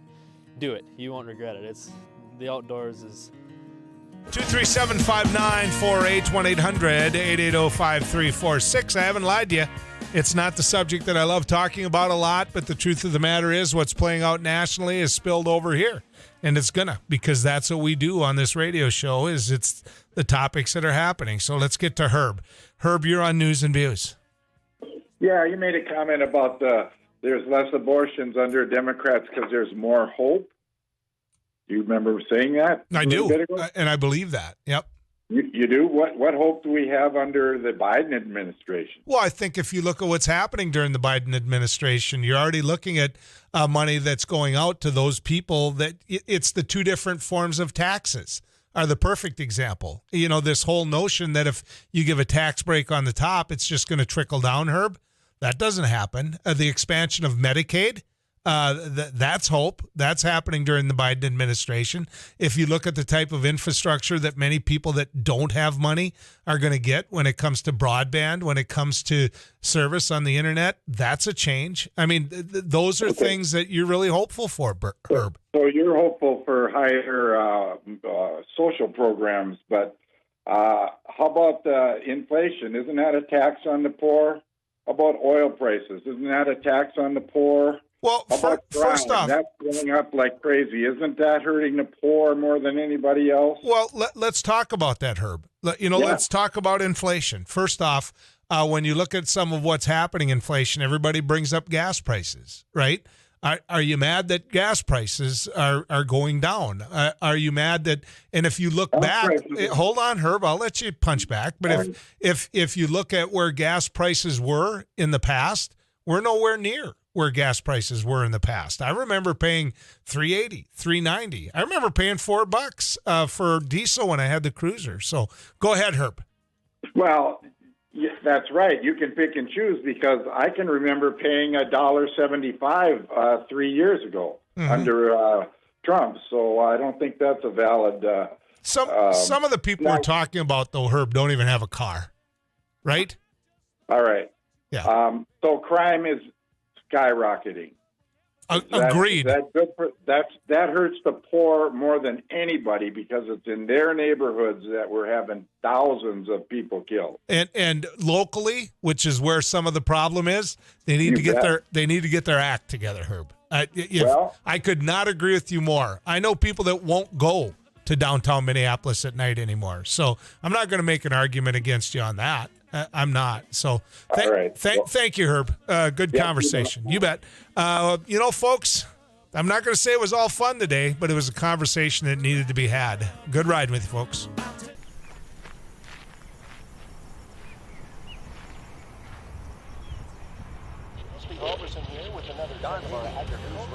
Hey, this is Abby Miller with the Derek Hansen, Couch Potato Radio. Did you see that? It Takes Two. Doug Miller with the morning crew this morning. News Radio. Amy Eiler with It Takes Two. This is Jack Michaels, Voices Force. Too tall, Joel Heitkamp here on the Mighty Sarah Heinrich. Tyler Access, your home. The Mighty 790 and 104.7 FM KFGO. The names you know, the voices you